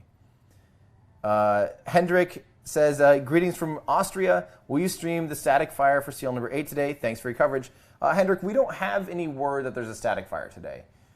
If I hear word that they're going for a static fire, yeah, we'll probably stream it. But I haven't heard that there is going to be a static fire today. So if they do, we'll pull up a stream. If they don't, we won't.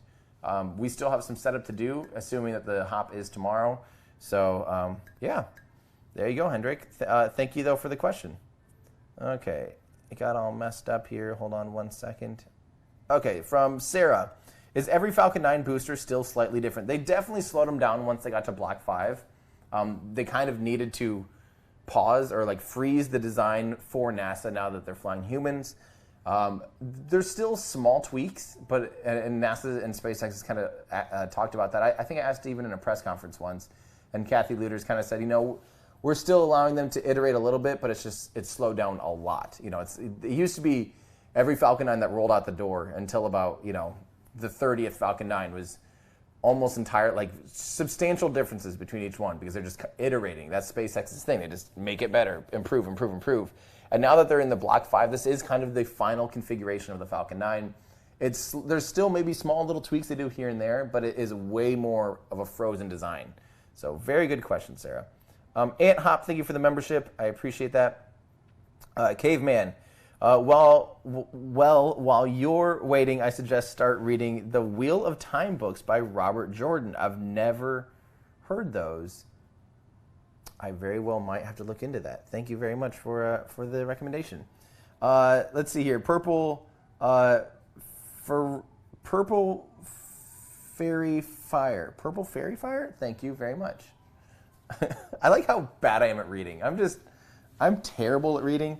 Yeah, that goes to show it. I'm going to pull this up so it's easier for me to read, so I'm not like back and forth and back and forth. Hang on. We still have the launch. We keep the T plus up so that people know that we're that the stream's, we're on the outskirts of it. Hold on, I'm going to make sure I have Discord up. Because I can't see Discord right now, and I've been neglecting you guys. And I love Discord. If you guys do want to join our Discord channel and see some, there's been some really fun behind-the-scenes things happening lately because of all the setup and stuff. You can do that by becoming a Patreon member by going to patreon.com/everydayastronaut. And there you'll be able to get access to some fun live streams, but also get access to our Discord channel, which is utterly ridiculous and full of very fun things. So best of the best is the video that we were talking about where it's the space shuttle launches. So if you guys want to find that on YouTube, I'll actually post that here in the YouTube chat real quick, and you guys can see. Tom wants, someone in YouTube was asking, Tim, are you still in Boca Chica? Either that or I got abducted by a jungle people. And yeah, I'm definitely 100% still in Boca Chica. This is not my studio, as you probably know. Yeah. So okay, so big guy with dreads. Hang on, I can't quite see this. How do I pop out chat? Okay. No, that did not help. Hang on. I'm working on it. Big guy with dreads. Lab Padre. Hey, Tim, Lab Padre 24/7 live stream is a good source for info as well. We also talk about your great work all the time on his stream. Oh, I know, big guy. I check into Lab Padre's stream all the time. Lab Padre's stream is amazing, and it's been a huge resource for the space community. Yeah, we're also thankful for Lab Padre and NSF for providing continual coverage, having 24-hour cameras that people can know, if things are at the pad and all that stuff. Definitely awesome. Big guy with threads, thank you for helping make that possible. That is fantastic and really, really, really huge value to the spaceflight community as a whole. So thank you. Let's see here. The Legacy. In the show The Expanse, they had uber efficient rockets that could burn 24/7. Weather permitting, if we had similar tech, would we need launch windows? So to rendezvous with things, I don't care how efficient it is. You still want to be lined up on the orbit. You still want to be lined up with phasing. So, there could be more wiggle room. Like you might be able to do more dogleg maneuvers. But even if you have infinite delta V, it just doesn't make sense to launch any time if you're trying to rendezvous with something. You still want to line up your time to be on a similar orbit and in the right phasing with your... Phasing might matter less if you have a ton of, efficient engines. You can just do whatever you want because you can, raise your orbit and do all this stuff and rendezvous with it with ease, really. But yeah, that's a good question, though.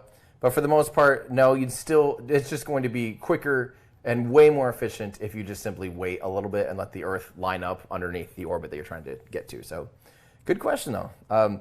David Oliveros says, I'm bummed I will be at work tomorrow, but I'll be checking in and will definitely rewatch many times. Thanks for the coverage.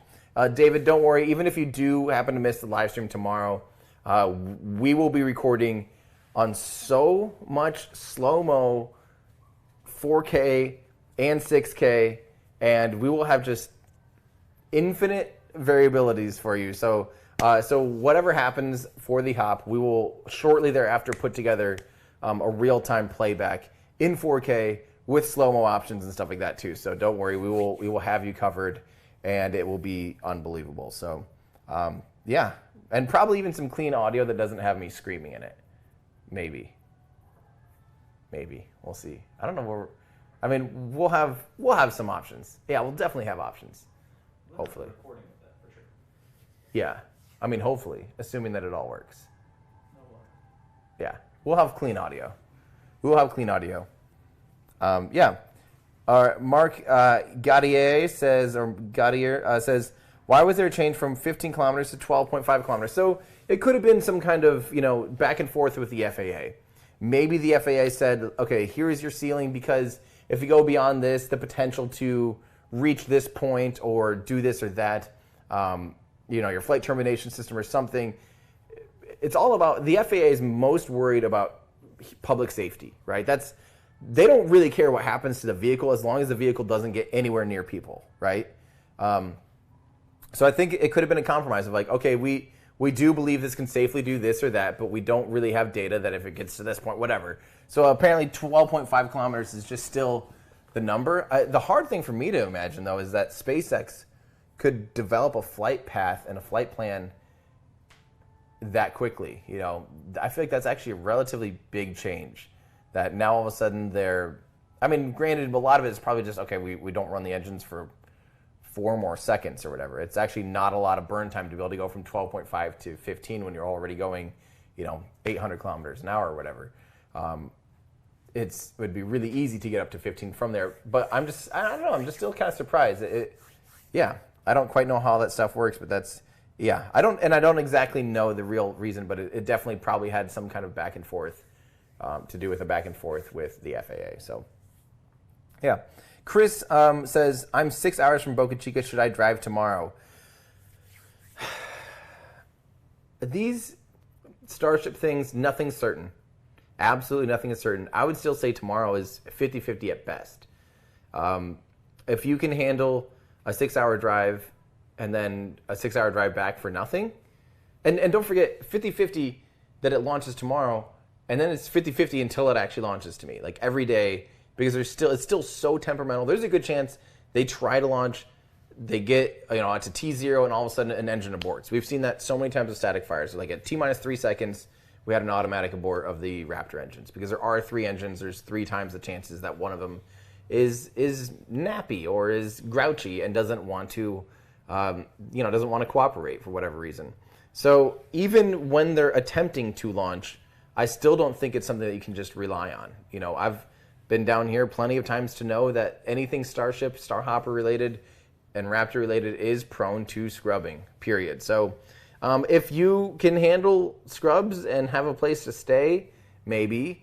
But 6 hours is a long drive for a potential big letdown. Yeah.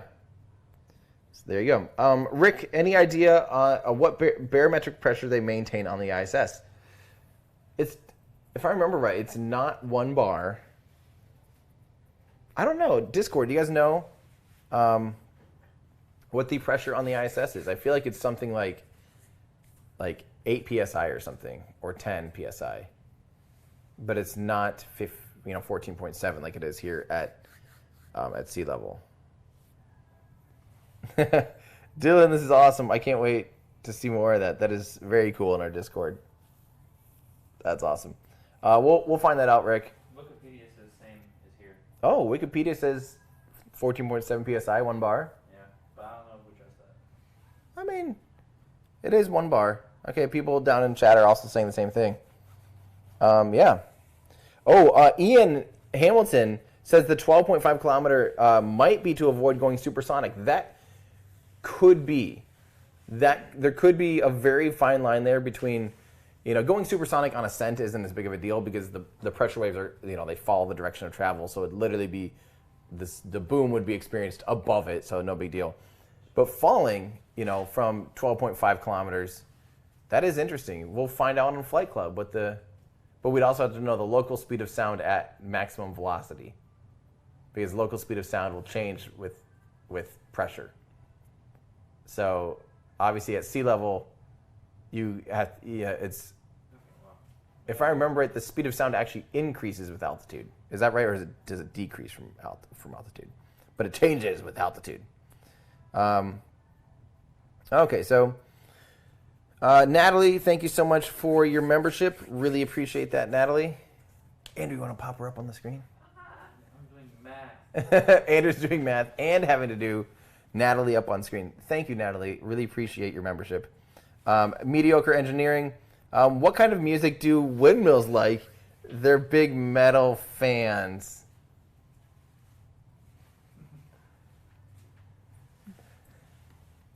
Yeah, that's terrible, Mediocre Engineering. You should be ashamed. Although that is really funny. So they love Meshuggah. Arash says, Tim, I don't know if this matters, but you made my space nerd light up a long. It's made my space nerd light up a long time ago. Thanks for all you do, humanity with much love. Well, thank you very much, Arash. I appreciate that. You know, I caught the space bug about 6 years ago, almost 7 years ago or so now. It's crazy because I feel like before that, I don't remember what I was really always looking forward to. And now I have something that I'm continually looking forward to. There's always like the next thing. I think that's kind of part of the space bug is that it feeds, we're all, you know, everyone nowadays is instant gratification for everything, right? Everyone's all like, you know, Instagram and social media stuff. Like there's this instant gratification that we've all kind of become accustomed to. And you're always wanting the next thing, the next thing. Spaceflight kind of feeds that because there's always like the next thing, the next thing, the next thing. So on that thought, that's why I love spaceflight, or one of the reasons I think that it's addictive, I guess, is because you do always get something. And on the Mach number... So the speed of sound at 12,000 meters is 294 meters per second, and it will be going at its fastest, like 350. 350 meters per second? Yeah. Is peak velocity? Yeah. At what altitude? At So again, flightclub.io is definitely the way you want to, if you want to learn this. That is the way to figure all this out.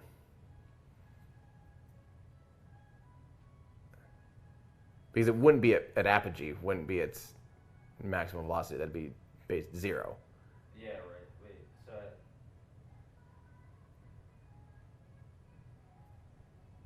at like 8.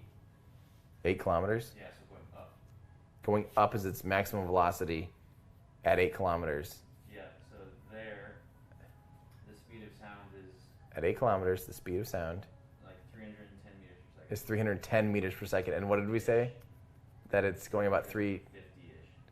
So we'll be going supersonic on the way up. What's its maximum velocity coming down? Way lower, right? Yeah, like 123. Like 123 meters per second. And then So hang on. so that's definitely subsonic. Yeah. Yeah. I need to look at that. So I wonder if you go up to 15, like how much, you know, if it's 15 for sure kilometers, how much faster would it be falling? Because, like, for instance, a fun thing to think about, a fun thought experiment, is Felix Baumgartner, when he was breaking the free fall jump, he broke the maximum speed record. He actually went supersonic, falling from that balloon, but he didn't break the time record for falling because he was going faster. So because he was going faster, because, you know, when you're both jumping out of, you know, at certain heights, he spent more time in less dense atmosphere. So he actually got going faster in general and actually got to the point of pulling his parachute and got to the ground, and it was in free fall for a shorter amount of time than the person that jumped lower than him. That's kind of crazy to think about. So it's kind of like that. There's this weird trade-off where at some point, you know, you have to be going high enough, fast enough in order to drop fast enough in order to break the speed of sound on your way back down, if that makes any sense. Yeah. A. Jefferson says, is Starship able to support itself upright without any pressure in its tanks, or would it collapse? So if there's fuel in the other tanks, it would likely collapse, because we did see that with serial number 3, which is the one that just folded over. I think it was serial number 3, Starship, where it still had methane in its methane tank. Its oxygen tanks drained prematurely, or they couldn't open up the methane tanks. And so all of a sudden, the weight of the fully pressured tank collapsed under itself. So, yeah, it can. I think when it's totally empty, it doesn't need really, I don't think, any additional pressure to really be able to maintain rigidity. Seal number 3 was the one that collapsed on itself. So, yeah, so, but if you have 150 tons of payload, yeah, on top of it, it probably might help to have a positive pressure on the inside and not just ambient air pressure. But I don't really know exactly how that works and what the numbers are on that. Ari J or Ari JY, thanks for continued great content. Kind regards from Iceland. Well, thank you so much. Pratty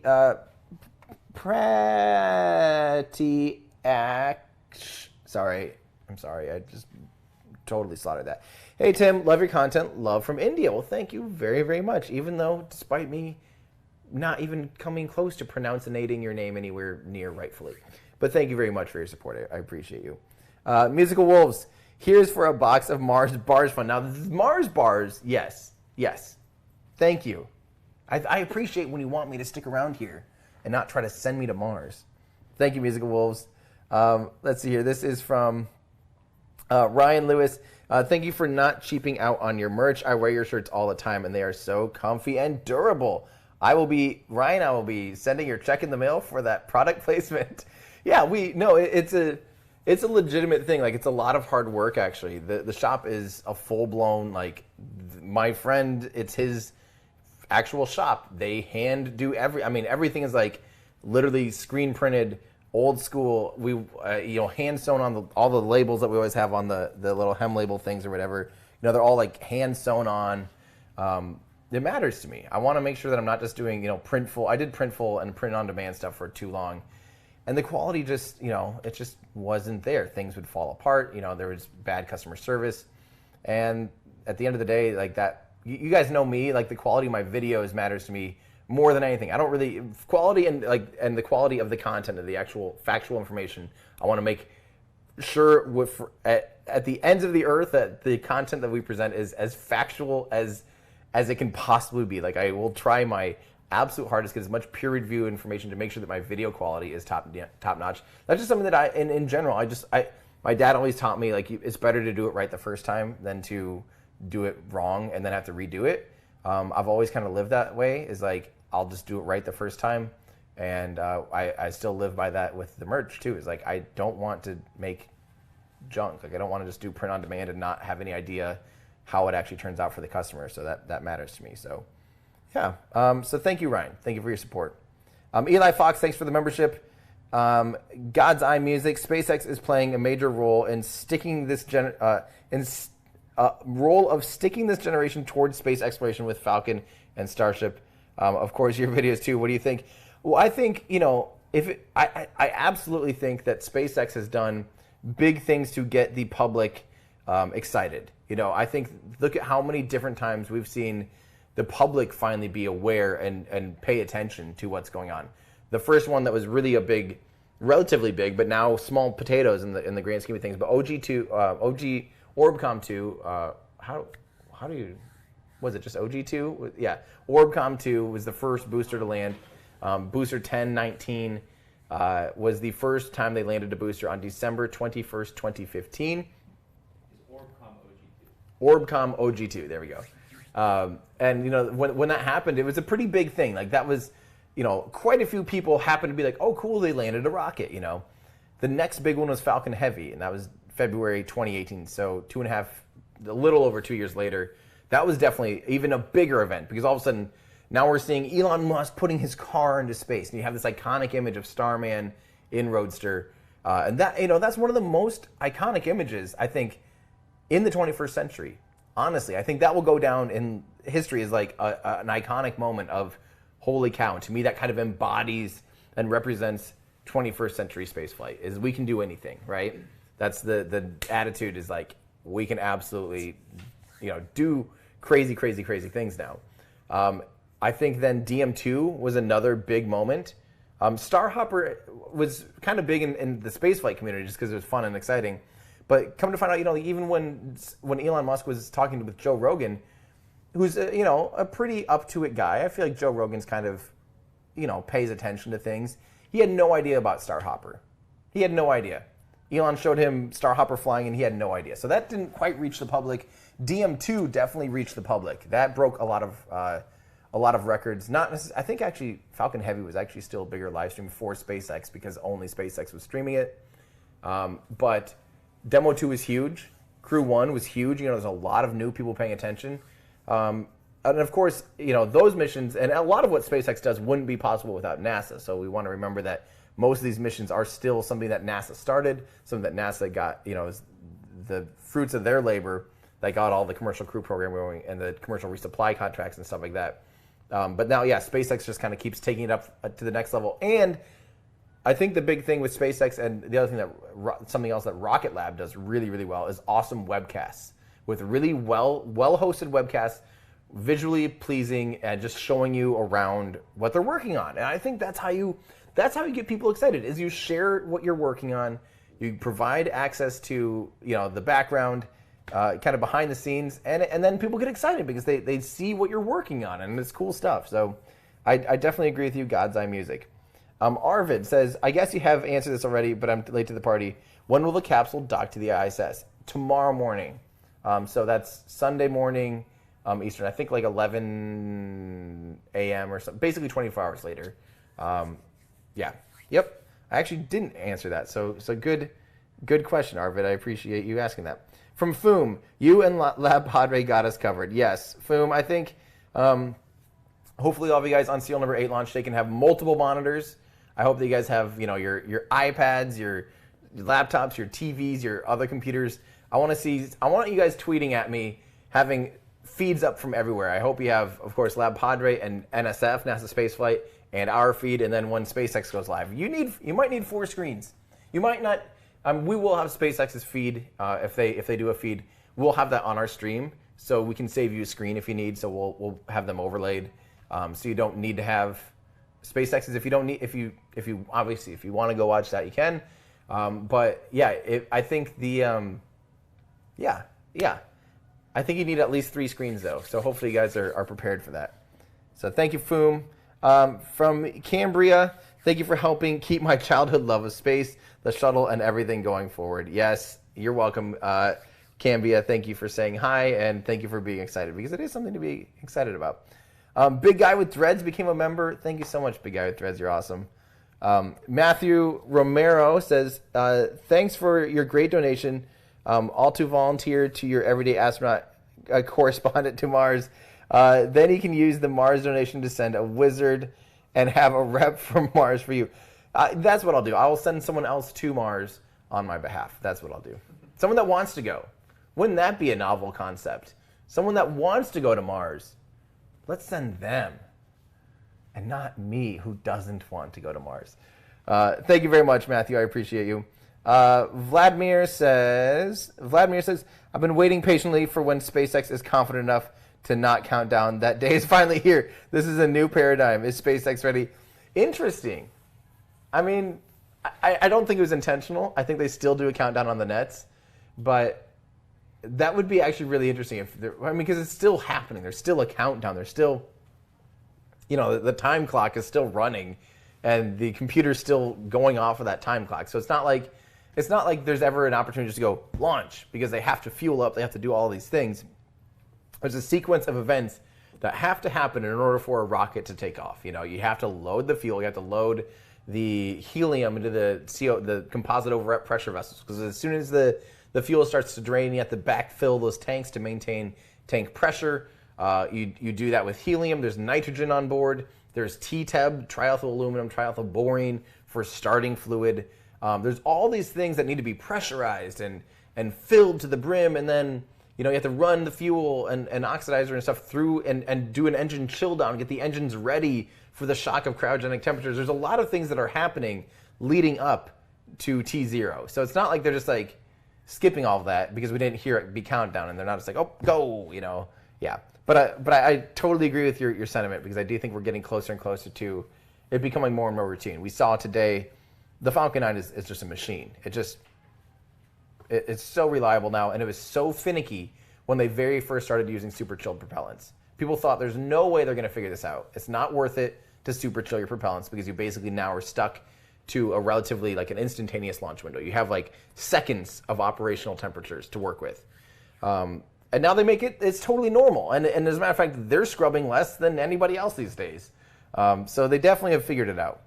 And that's just kind of that machine churning and running. So, Charlie, any chance you can start recording your live launches with binaural audio? Actually, that's something that Mary Liz with Cosmic Perspective does.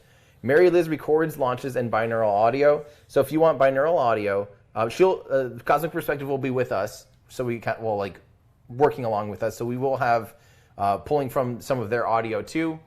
We are going to be sharing footage with each other. working together with the telescope feed and stuff like that, because the telescope feed is going to be clutch for a vehicle that is, how far did we measure? It's 8 kilometers from... No, like 14. Oh, 14. Maximum distance is 14 kilometers, so about 9 miles-ish. So the telescope will be awesome, because it'll be, we decided it's about, yeah, so it'll be about half as big as it is in the scope, and right now the scope fills it. The scope fills it perfectly, like nose to bottom to nose. I thought it was tighter. It might be a little bit tighter. It's like half. Is it half? So, Pulled out the whatchamacallit. oh. It's tight. Like 2/3 or something. It's, yeah, maybe 2/3 of the rocket right now is visible. So apogee will still have like a tight shot of the rocket. So, yeah. Yeah.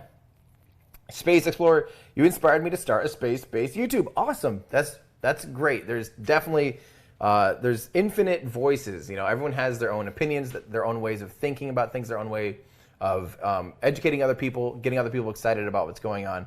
I'm always encouraging people, if they think they want to start a YouTube channel, start a YouTube channel. It's not people. I don't know why people ever think something like a YouTube channel would be a competition. It's not. You know, everyone has their own unique voice, has their own unique way of explaining things, and good luck. It's fun. It's very fun. I love my job to death, and I would, for the near future, at least the next like 5 years, I don't see me doing anything else, because I still love it. But it is a ton of hard work. I really genuinely don't think that people, I mean, I think, you know, Discord and people know, you know, how much work goes into videos, but there is an insane amount of work to really do it full time, because you get a lot of energy at the beginning when it's like, oh, you know, we got this video, I'm going to make this video, and you stay up all night working on it for 4 nights or whatever, blah, blah, blah. Like, you get fed off that, but that doesn't last very long, and eventually you have to sustain yourself on just worrying about how good your videos are. Like I said, my biggest concern is that the quality of videos is just top tier, period. I don't care. That's like, I don't compromise. I want them to be the best that I can make them. I want evergreen, and I want them to be an awesome resource, like all under one roof. That's my goal. Other people's goal is to be prolific and make sure they're on top of everything. You know, NASA Spaceflight puts out a video almost basically every single day, updating us with the exact progress, chronicling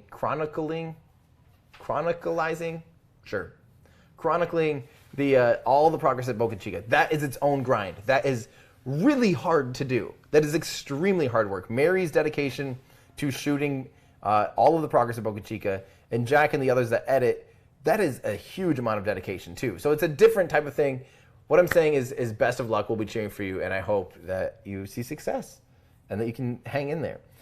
Gnome Leo, thank you so much for your membership. Space Explorer, thank you so much for your membership. Aldo Zond, why is it called max Q when it's maximum aerodynamic pressure?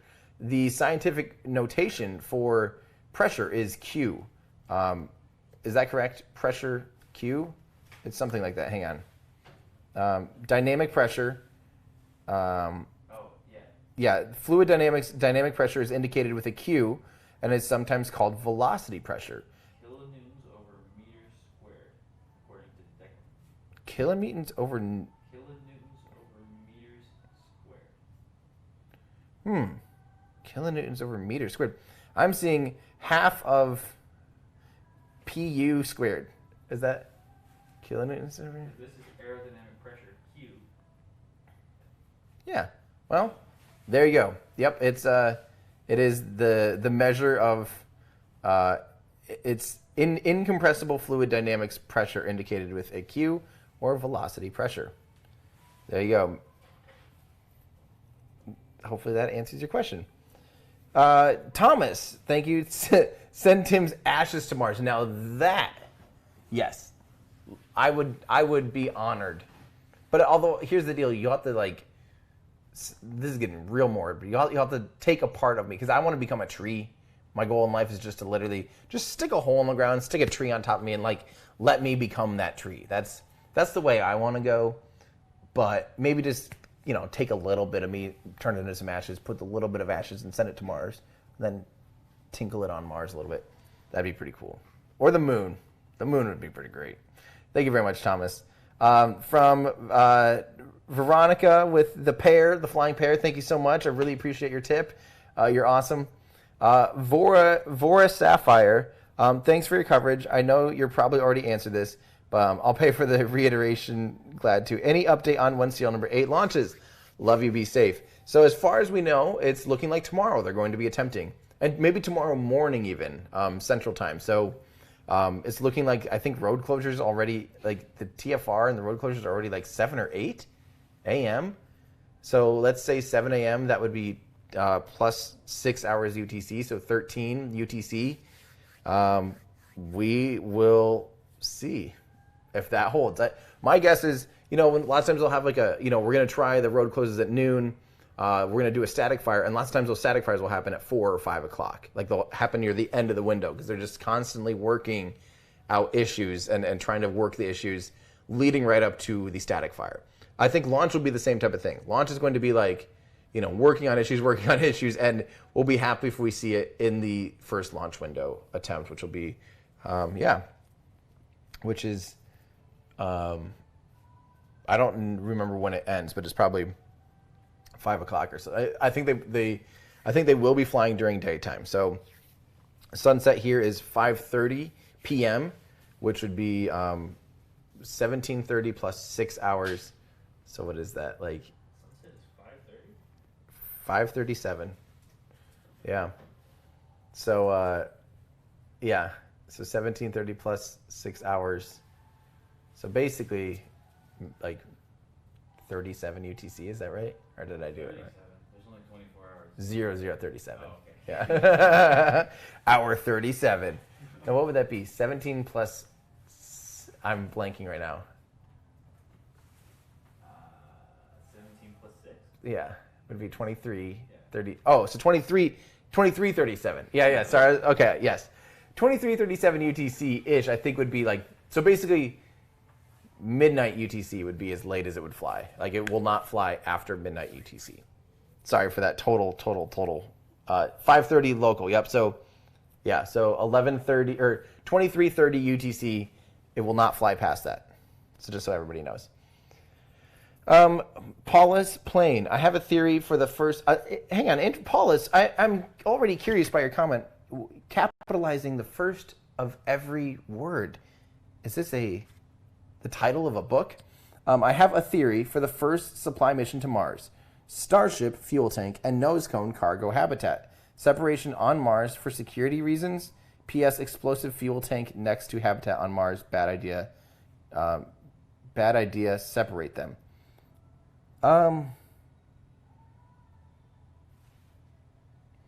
No.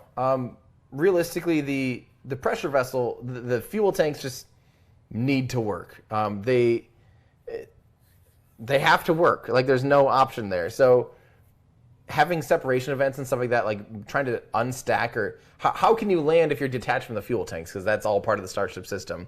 How can you then remove the nose cone from, like, all of those separations and having mechanical closures and stuff to separate the tank? It doesn't make any sense, unfortunately. So it would make way more sense that because it's not going to be fully fueled on Mars. There'll be a tank farm on Mars someday where they are refueling using the Sabatier process, using in-situ resource utilization to be able to refuel and put fuel in tanks and then load up a Starship and fully fuel it. So during that time, Starship is in a stable configuration. So for years and years and years, until launch day, they'll load it up. Now the interesting thing is, how do you manage a scrub? How do you recycle all of your fuel and oxidizer without just wasting everything? Because it takes years to be able to produce the propellant. That would be crazy. Yeah. Good question though, Paulus. I just don't think there's any real need to separate them. Peter, does SpaceX Mission Control stay staffed anytime a Dragon is in space, even if docked to the ISS? No, that's now on NASA. So they do a mission handoff.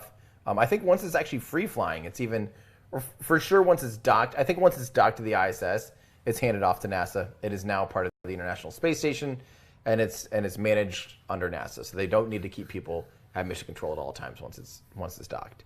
But there might be someone still there, like on console, just to make sure that the Dragon spacecraft is performing nominally, I guess. But I don't really know. Tyler Cook. I'm a sophomore in college studying to be both a mechanical and aerospace engineer. Awesome. Finals starts tomorrow. Asking for some good luck to be sent my way. Tyler, hey, everyone in chat, say good luck, Tyler. You can do it. I mean, the most important thing to remember when studying, in my opinion, is, cramming it in the night before isn't really going to cut it. Make sure that you're well rested. Take naps if you're studying. Like if you're studying and you find yourself drowsy, take a nap. Just turn off. Go for a walk. If you're finding yourself not mentally keeping up with the information you're trying to take in, take a break. Lots of times when you step away from something and you go for a walk, like you can then kind of process things in the background. And by the time you come back to continue studying, like I do this all the time when I'm scripting for videos. I will be just totally stuck, totally overwhelmed. And I'm like, I don't even know where to find the thing that I'm looking for. And how do I figure this out? And I'll just be totally frustrated. It's at those times I'll go do something. So I'll usually go for like a walk. I might play music or something. Just turn my mind off, and by the time I'm done with that and sit back down, like 99% of the time, something's clicked and processed. So just keep that in mind when that's a general tip in life, everybody. Give yourself Give yourself that room to breathe and to process, because sometimes staring at a screen will totally freeze you up. Or staring at a book you'll seize, and then like you're just doing nothing. You're wasting your time. So it's actually more efficient to go out there and let the gears spin a little bit. So good luck, Tyler. Josh, College Life, Pro GameBot. What's the latest about Starship 12.5 kilometer hop? I feel like we've been having to say this about every 4 minutes, but the latest currently is that it's hopping tomorrow, as early as tomorrow morning. So as early as 8 a.m. Is that what we decided? 8 a.m. which local, which is what did we say? 14 UTC until about 23:30 UTC is the launch window. So it's looking good. We haven't heard any changes. We haven't seen any changes. Maybe stuff happened while I'm on air, but as far as we know, just paying attention to Twitter and all of the NOTAMs and the all the temporary flight restrictions and stuff like that, it is looking like tomorrow, Monday, December 7th, is looking like the day that we're finally going to see serial number 8 fly. Not so Google anymore. It says they try propulsion landing Cargo Dragon in the future. No. That got canceled in 2017. Basically, NASA was not interested in propulsively landing the Dragon capsule. It's a shame. A part of me is sad that they didn't just keep the Super Dracos on the cargo version and just, try it out with cargo. But it's just something that there's a large, like, people forget that certifying a vehicle is not some arbitrary thing. It's not some, you get a stamp, everyone agrees, let's thumbs up, and now everything's good to go. In order to certify propulsive landing, there's a million little things. Like, now you have to say, okay, how do we put landing legs on this? Because they don't want holes in the heat shield, so you have to have them up on the sides and fold down, and that adds mass and complexity and new systems now. Changes the aerodynamics, and then you have to say, okay, now we have failures. What if it tips over or whatever? And there's hypergolics being spewed on the ground, toxic hypergolic fuels. How does the crew approach that? Like when the shuttle landed, the shuttle, during reentry was using hypergolic propellants as, reaction control thrusters. And hypergolic propellants are extremely toxic. And it can be neutralized with water. Like it's water soluble, you spray it down with water and it's neutralized. But the space shuttle, even though it then had several minutes of flying around aerodynamically without firing any thrusters, people would still approach the space shuttle with hazmat suits and make sure there wasn't even a drop of hydrazine in the air or any kind of hypergolic fuel in the air at all, right? And this would be very different. If you're landing with Super Draco thrusters, you're literally firing, emptying your tanks of hypergolic fuel on the ground. Like you're firing, making a huge toxic cloud of smoke. There's so many little considerations that just made it so NASA was just like, sorry, it's not worth it. We'll just splash down. We'll go recover it. SpaceX has a ton of experience recovering splashdown cargo vessels. Let's just do that. There's just tons of little things. And all of those things have to be solved within a satisfactory, human safety, environmental, like sonic booms at the Cape, et cetera. So all of these things have to be accounted for. There's no just easy answer. And they have said multiple times that it is physically capable of hovering and propulsively, like that's something that they originally designed and started engineering in. and it has that capability, but it's never going to do that. David Hill, thank you so much for your membership. Randy Wiedenfield, love your content. Looking forward to your Soviet engine video. So am I. We actually shot a little bit of it in Boca Chica, so it'll be cool. We also shot the intro to another video, and we're working on some of the data on that one too. So it'll actually go a little bit into human certification now that we're talking about it, because that's definitely one of those things that we're talking about a lot in this upcoming video. So you'll like it, I promise. Carrie Saylor says, did you notice the water tower spewing water well before launch? Never seen that prior to launch. Curious, what was it about? Keep up with the good work, Tim. Carrie, yes, I actually pointed it out too. The water tower was peeing. That's normal. It actually does it basically every launch. They quite literally fill it to the brim until it's spilling. It happens. It happened during the shuttle era. It always happens. They just want to make sure that it's totally filled to the brim and beyond. Yeah, kind of fun little Easter egg there. Gary, thanks for the great coverage. Thanks for saying hi, Gary. Appreciate that. Paulus says, I have dyslexia. Hey, does that help then when you write it out with capital letters? Because I have actually pretty bad dyslexia too, but I never realized that capitalizing might fix it. Huh. Well, very cool. Well, Paulus, you might have just had something click for me, because that might help me quite a bit. Thank you for the tip, Paulus. Space Explorer, seal number 8, failure success. It will fail at what point in flight? Okay, so I did a big poll on Twitter. I wanted to get people's odds. Oh, yeah, we can pull this up. Okay, give Andrew a second here. He's going to pull up our Twitter poll. Yeah, I'm currently off of... I unplugged, by the way, my HDMI. I know you noticed that. Yeah, so we'll pull up that Twitter poll. I'm 99% sure they will light up all 3 engines without it blowing up. I'm 7% sure that they will light up all 3 engines. Okay, cool. So here's the official poll. Let me get nice and close here and read this. Odds that seal number 8 successfully lands on... Okay, go up to the beginning. There we go. Keep going, keep going, keep going. Boop, boop. Okay, chances that it launches on Wednesday, December. We know how that goes. But that was at 33% chance. We obviously know in hindsight now that is well off. Odd seal number 8 will light all 3 of its engines on pad and lives to tell about it. So basically a static fire. All 3 engines will light up and it survives that.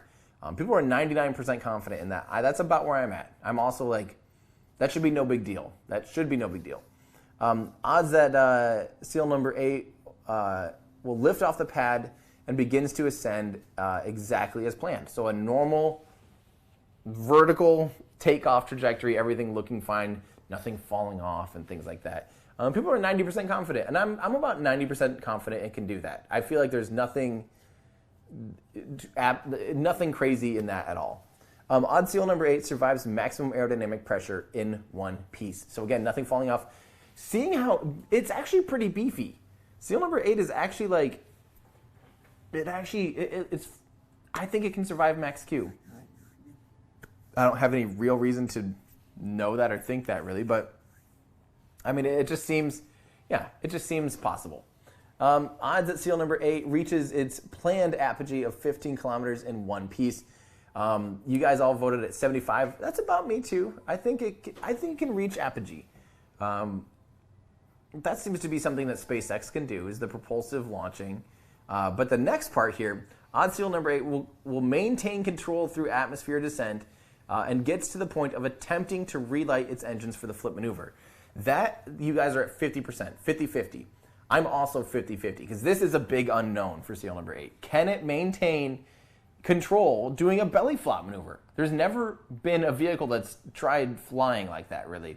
And especially at this scale. Like, they're not just trying it with a little tiny thing. They're trying it with a building. They're trying it with something that's 50 meters tall, 9 meters wide. So 165 feet tall, 30 feet wide. This thing is freaking huge, and nothing has really ever flown like that before. So 50-50.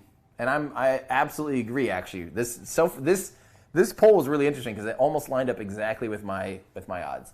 Odds that seal number 3 successfully relights its engines. Seal number 8, sorry. Odds that seal number 8 successfully relights its engines, tucks its fins in, and begins to attempt a belly flop to tail down maneuver. 33%, I agree with that 100%. 33, 50% of the time, I agree with it every time. 33%, I agree with that. That's about my odds that it successfully relights its engines. Now, this is a big unknown, though, because I saw a chat earlier. I don't know if we totally missed it or what, but someone did ask, like, Merlin relights all the time. What's the big deal with a Raptor? Why would it be any different? Well, as far as we've known, they've never relit a Raptor. And I know that sounds trivial, but then again, it's the unknown unknowns. If you've never taken something, had it superheated, super chilled, then super chilled again, and then go back into superheating, you just don't necessarily know if there's some transient or some weird thing with a pipe that all of a sudden the valve now gets kind of stuck because it just went from really cold to really hot, back to really cold, and then back to really hot again. Like it's unknown. If it hasn't been done before, personally, I would not want to try relighting a Raptor engine for the first time while falling out of the sky at 300 kilometers an hour, seconds before you're about to smash into the ground. I personally wouldn't. We don't know. They may have done that at McGregor, but so far we have had no confirmation that that's something that they've ever done. I would assume that they have. Frankly, I would assume that they have attempted a relight like that, like a back-to-back 5-minute later relight. But I also thought for sure they're going to do a main tank fire of all 3 engines and then do a header tank fire, just like it's going to be done on the flight. We never saw that. We never saw that on the pad. That kind of shocks me. So 33%, yeah, I don't know. It seems pretty risky. Okay, so odds that serial number 8 successfully completes the belly flop to tail down maneuver on target and touches the landing pad while still in one piece. Now, notice I just said touches the landing pad because I think there's a decent chance. I think a lot of people have a little bit of, hesitation about those small little legs. And so obviously with serial number 5 and serial number 6, it was a relatively low amount of horizontal velocity and it came down pretty much straight down. Serial number 8 is going to be doing something like this, and it will have to make up and cancel out a lot of horizontal velocity. A lot. It's going to swoop across the freaking sky and do something like this. So there's a lot better chance that it has some additional horizontal velocity, and those legs just don't seem to be too prone to being able to handle too great of, additional velocity in some direction. So to me, it is likely that it would potentially touch down relatively softly and then tip over or something. I hope not, obviously, but that is also potential. Odds that serial number 8 lands on target in one piece, softly and controlled vertically, and lives to potentially fly again, because I don't think they would ever fly it again, even if it is completely fine. Less than 10% is what the audience thinks. I'm right at about 10%. I really just don't think that's going to happen. That's the odds. There we go. Let's see here. Okay, so Graham. Okay, so yeah, Space Explorer, that's that. Graham B, do we have any updates on Boeing Starliner? Not really any updates other than there was a thing saying January 4th was the earliest they could do their next orbital flight test. So uncrewed orbital flight test 2. And then assuming that goes well and they pass all their everything and everything looks okay, 6 months later is the earliest. So we're looking at mid-2021 before there's even an option of having the crewed flight test. So putting people on Starliner. I hate saying this because it sounds really negative Nancy. I would honestly be surprised if we see crew on Starliner next year in 2021, honestly. It just seems like it just keeps getting pushed back, and even if things go well on the orbital flight test, I just still feel like 6 months might not be enough time. I don't know. So we'll see. Maybe, knock on wood, we do see a successful orbital flight test. Remember, even if you're the biggest SpaceX fan in the world, and even if you just absolutely hate Boeing, you still want Starliner to succeed because, first off, it's a lot of money that NASA's already paid for. It's a service that NASA's already paid for. It's redundancy in our access to spaceflight. Humanity's access to spaceflight is still relying on Boeing Starliner working well. We want redundant, non-convergent, non-similar parts vehicles to be flying. Soyuz has nothing to do with Dragon, has nothing to do with Starliner. Starliner and Dragon have nothing to do with each other. If one has to stand down because of an error that they find, we want the other one to be ready and capable. So we want Starliner to work. If you are Team Space, you want Starliner to work.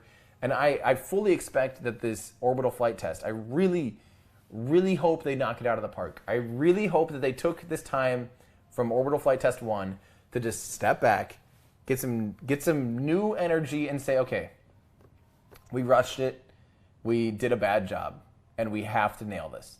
We absolutely have to knock this out of the park. I hope that's what they did for the past year, and I hope that when the next Starliner rolls out to the pad, it is just perfect, and it's going to be a fantastic flight. So, yeah, that's your update. Josh Caldlife says, wouldn't the G's of Starship landing maneuver be pretty intense?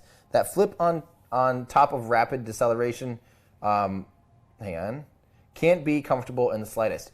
I don't think it's actually that great a G load. And as a matter of fact, Declan has that on Flight Club. You can see about how many Gs. It's not that intense. I mean, I think it doesn't exceed more than like 2 Gs. On descent? On the the landing phase. On descent, I think, yeah, maybe it's like 2 Gs the whole way almost. It doesn't go above 2 Gs on descent. It goes up to 2.5 on ascent. So for this flight, it goes 2.5 Gs on ascent, and it never exceeds 2 Gs on descent. The whole time, including the flip maneuver. Yes, there might be a weird bit of orientation slosh, and these first ones, when they're doing the crazy maneuver, because they don't have hot gas thrusters. Once they have hot gas thrusters, it'll be honestly pretty normal, and then 2 Gs of deceleration, and you touch the ground. It's not going to be. It'll be less Gs than on launch, so it shouldn't be that bad. But yeah, the rapid swing might feel like you're in a stunt plane. So for now, but eventually that'll be way more. And eventually, you can even have seats that auto level or something, that take you and keep you kind of laying on your back during that whole process, so that you experience the G loads through as much surface area of your body as you can, because you want to be laying basically on your back during high G situations. Elderth says, if you have dyslexia, you might want to look into Dyslexie Font. It reduces my reading speed by about half. Really? Ooh, I will take a look at that. That is awesome. Yeah, I flip middle letters and numbers all the time. I used to work at a camera store where we had 6 digits for all of our. We had to manually type in the 6 digits for every item on the shelf. We didn't have a scan tool, so we had to be 31433351 or whatever. And without fail, almost every single order, I would flip the 2 numbers in the middle, even if I'm reading it as best. I know this. I'd go. I'd still mix the middle 2 around, and it caused me a lot of problems. So I definitely, if there's something that can help with that, that'd be fantastic. Actually, thanks for the new membership from somebody, and then the crafty guy also new membership. Well, guys, and Ray Roberts coming in the very last second. Thank you so much, Ray Roberts. Hey, Tim, been a great year. I watched all your broadcasts. We've all come a long way. Yeah, it's good to wake up knowing that this quest to Mars is ongoing, like Speedy Gonzalez is running things. I love Elon. Ray, that's the attitude that, first off, thank you. That is extremely, extremely generous. But that is the attitude to me that's worth waking up for, is, again, just watching the progress, seeing something, waking up and seeing, even if Starship didn't exist, I would still be really excited about the state of spaceflight. There's so many cool things happening in spaceflight. Obviously, between commercial crew, Rocket Lab working on recovering boosters, Astra's going back out to the launch pad, Firefly's heading to the launch pad. I mean, there's so many things happening right now that are worth getting excited about. And I'm just thrilled. And Starship is just one of those things. I like Starship because we have access to it. We have unprecedented access to watching the progress of this vehicle. It is super bizarre. This has never been a thing that has happened before. We just don't have that option normally with spaceflight. So, because it's normally a well-held secret, closely guarded secret. So to be able to have this access has just been awesome for everyone involved. So, all of us just onlookers. It's a good time to be an onlooker. And Paula says, I'm bilingual in Norwegian and English, and Swedish and Danish language bonus reading rate. That's awesome. Well, dang, I know these, as Flo will attest, or any of our Discord members, I know about 4 words in German. I know a tiny bit of Spanish, just un poco español, just enough to basically ask where the bathroom is and then place an order. That's about it. And yeah, so that's pretty impressive. Well, everybody, stay tuned for tomorrow. Keep Twitter open on repeat today, because there's definitely, today we're all going to be looking and getting ready for serial number 8. We are all just dialed in here. We're ready to go. We will have you guys covered, I promise. And again, thank you so much to my Patreon supporters, because now we've already been a week of sitting around in a hotel, basically paying Andrew to help do everything that we're doing. And that's all thank you to my Patreon supporters. And so if you guys want, we've been doing some fun Patreon streams. If you guys want access to that stuff, consider becoming a Patreon member by going to patreon.com/everydayastronaut. That helps me buy all of the insane amount of gear that you guys can't see outside of the shot. It is utterly ridiculous what we're working on, and I really think we're going to have a really good solution for serial number 8, and we'll be able to provide you guys with the lowest latency coverage, really high quality, and of course, slow-mo footage on everything for later on. So yes, thank you so much to my Patreon supporters. You guys are amazing. If you want to help support what I do, consider becoming a Patreon member by going to patreon.com/everydayastronaut.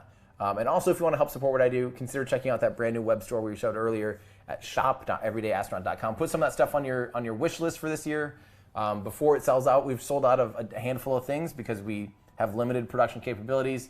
So get in there while you can. That's shop.everydayastronaut.com or everydayastronaut.com/shop. Same thing. You'll get to the same place. So thank you guys so much for tuning in and hanging out with me today. We'll see you here tomorrow, hopefully, tomorrow morning. Get ready. We are ready. And yeah, I'm really, really, really excited. So get ready, my friends. That's going to do it for me. I'm Tim Dodd, the Everyday Astronaut, bringing space down to Earth and hopefully serial number 8 for everyday people. Bye, everybody.